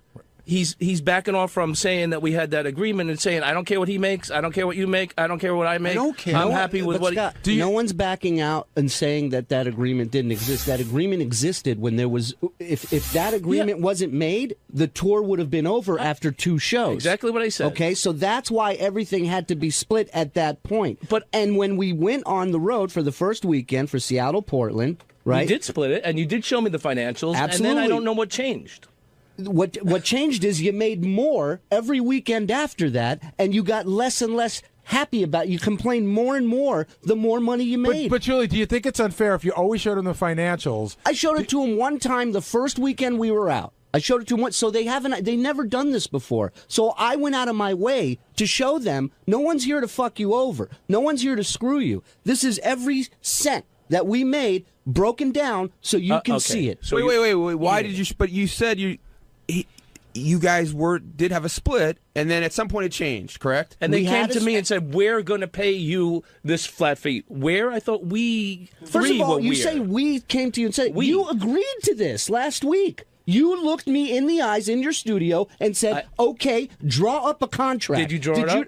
Did I draw it up? Now this is my fucking fault again. This is what I mean. I go out of my way to try and not be an asshole to you. I don't mean to be an asshole to you. I've talked to you personally. I don't hate you. I don't hate you, okay?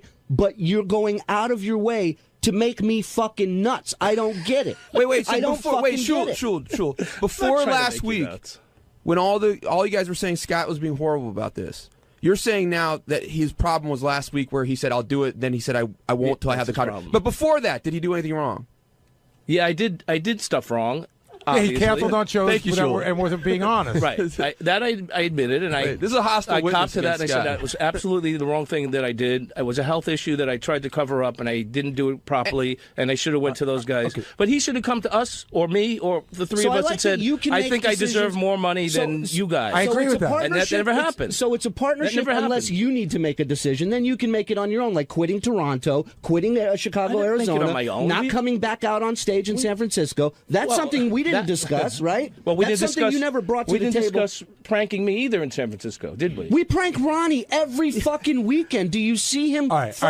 Hold on. I got a question for you, Scott. I'm going to move this ahead a little bit. Go ahead. Do you see yourself in 6 months when the block party's rolling and JD's the lead guy? Do you see yourself regretting this decision? It's possible. Yes. It's opposite. Yeah. Yes. You regret it already. On the mic, Ron.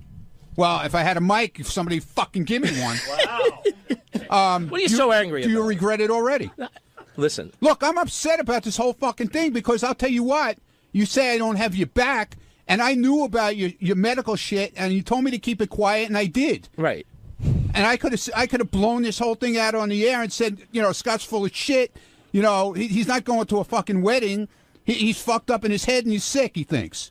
Is he sick or is he? Does he think he's sick? It. No, I know you're not lying about it, but I'm making a joke out of it. Oh, but you can't shut up, idiot. You can't say I don't have your back, Scott. I'm sorry. I'm really insulted about that. Gary, this is really a new wrinkle here because I didn't realize how hurt Ronnie was by what Scott did or Scott saying he didn't do, not having his back. Wow. See, this is where I get lost in the abyss. Ronnie says that Scott did something. Scott says he didn't do it, but Ronnie's still pissed about it. So I'm not pissed. I'm I thought we were friends. I don't know now. Well, because I have a feeling that he's holding a grudge right now against me too. Do you have a grudge against Ronnie? I have no grudge. Do you have a grudge against Shuli? No, I don't have a grudge. We just have a difference of opinion. And, we didn't come to an agreement on it. And you did come to an agreement. You did come to an agreement last Wednesday with him. Well, that is a question. Did you agree to something and change your mind? I kind of was like, okay, begrudgingly I come to an agreement, and then that's an agreement. What changed? That was my question. Well, hold on. So you came to an agreement, then there was a weekend. It was a weekend. We didn't have it in writing. He didn't come back to me, and like we said we were going to do. And then what changed was I realized, you know what? I don't think it's right. I just couldn't go forward with it because I didn't think it was the right thing for me. Is this in any way a ploy? Are you banking on the fact that because a lot of people even up on the board say it's not a ploy. Shuli's an asshole. Scott, they need Scott to sell tickets, but do they need Scott to sell tickets? No, they don't need Scott to sell tickets. They need a lot of people to sell tickets. They don't need Scott. They got JD. Do you think do you think the Jason Kaplan show will be funnier than the Scott show? I don't know what that's going to be like, but. No, I'm not delusional and think that they need me to sell tickets. Doug Goodstein, you have an answer here? Well, I was talking to Gary earlier about this. Why not put it in writing? Just give him a contract, and you'll shut him up. That's what I was on my way to doing. Apparently, the window of opportunity closed for that, and I wasn't aware of it. That's crazy. And on Monday morning, he came to me and said he started back at square one. Yeah, they spoke before they went away. 30-minute mini. They got in at 6 a.m. Shuli didn't have the contract ready yet. I guess that They was said out. you have it the next day. But listen, whatever. you can put, Scott, you could put in the contract your terms, put all the travel, all the shit on him. But it's hard You to don't say- have to deal with him. You give him a little budget. And he all can I get said, there. He all can I get said back. to And him you is, don't I have to deal said, with the bullshit. all I said, Doug, we'll do flat fee for the shows, okay? And if the weekends we do very well, I will bump him up. I will give him more money. Without knowing how well we do, then I don't know. But it doesn't matter. You'll be to But a you never even- contract. You'll have a contract. and you You'll know never even exactly got what it the to that minimum point. is. You guys No, are I saying, won't know Scott, exactly what I take a make. flat fee. No, I won't know exactly what I make. Hold it. If I agree to that, yeah, I can take $2,000 or whatever they want to offer me. That's fine. I'm also taking a risk that if we don't sell any tickets and the show makes $10, then we all get $10. No, you'll have a that's flat why fee. it's a You'll- No. By what I was You'll asking. make out like a bandit. No, but you what- might make more than No, that. but if he's you're saying a he flat wants to fee. do the gamble. But what I was asking for is taking a gamble rather than just getting what he wanted to offer me. In other words, I stood Well, by he's my saying principles. on good faith, he would do that. You guys are suffering you from just don't trust like him. ridiculous Well, amounts of If you bureaucracy. looked at the numbers, Yeah. you might not. It's insane. You might have some questions as well. Scott, for You guys, other than Ronnie, are suffering from an. I mean, ridiculous. Ronnie, you just want to show up, do the show, and get paid. Correct? I think Ronnie's at the point now where doesn't he's give a afraid it's shit. going to end. No, I'm not afraid it's going to end. It ends and ends. What am I going to do? I'm not going to cry over it either. But you don't want it to end. No, it's fun. I mean, we got dates booked all the way through the end of the year. show- I don't want it. Why would I want it to end? And we're selling out shows left and You right. can't argue that the show is what it is because of these three. So to take Scott away, I think really down the road has a ripple effect. But you don't think JD is very popular? I agree, but I think Scott has a certain Assholeness to chemistry. him. There's something that Scott is a draw in my books. It's just, I think Scott's being anti-Semitic. That's it. Well, I got to work with He these doesn't two trust Jews, really. Shuli because he's Jewish. He had Shuli do all the paperwork because he's Jewish. saying he's a god? Gary, Right? you always nasty to Shuli because he's Jewish. This is anti-Semitic, and it should stop immediately. Scott, you're fired. We've been talking about this for 40 minutes, and I don't think we resolved quit. anything. He's not No. fired. Oh, you quit. Well, it'll go on and on. I think Scott's we out. Have an impasse. I think don't when quit. push comes to shove down the road, Scott will regret it, and I feel bad for him. For that. Scott, $3,000 flat fee. Would you do it? Again, if everybody got $3,000, that's fine. No, but that's But you're full of shit. If you're $3,000. telling me that you're worried about what other people are making because you don't want to make more than you. Just Scott, be what's your honest. number that you'll definitely do it for a flat fee, regardless of what other people will make? $1 million. I thought that was for ass fucking. Oh, okay. He's being like you, Benji. He's not going to answer you. Scott, I got No, three. that's Scott, okay if he doesn't have a Scott, number. I got 3 words for you. I wasn't thinking Brian about it. Dunkelman. Who?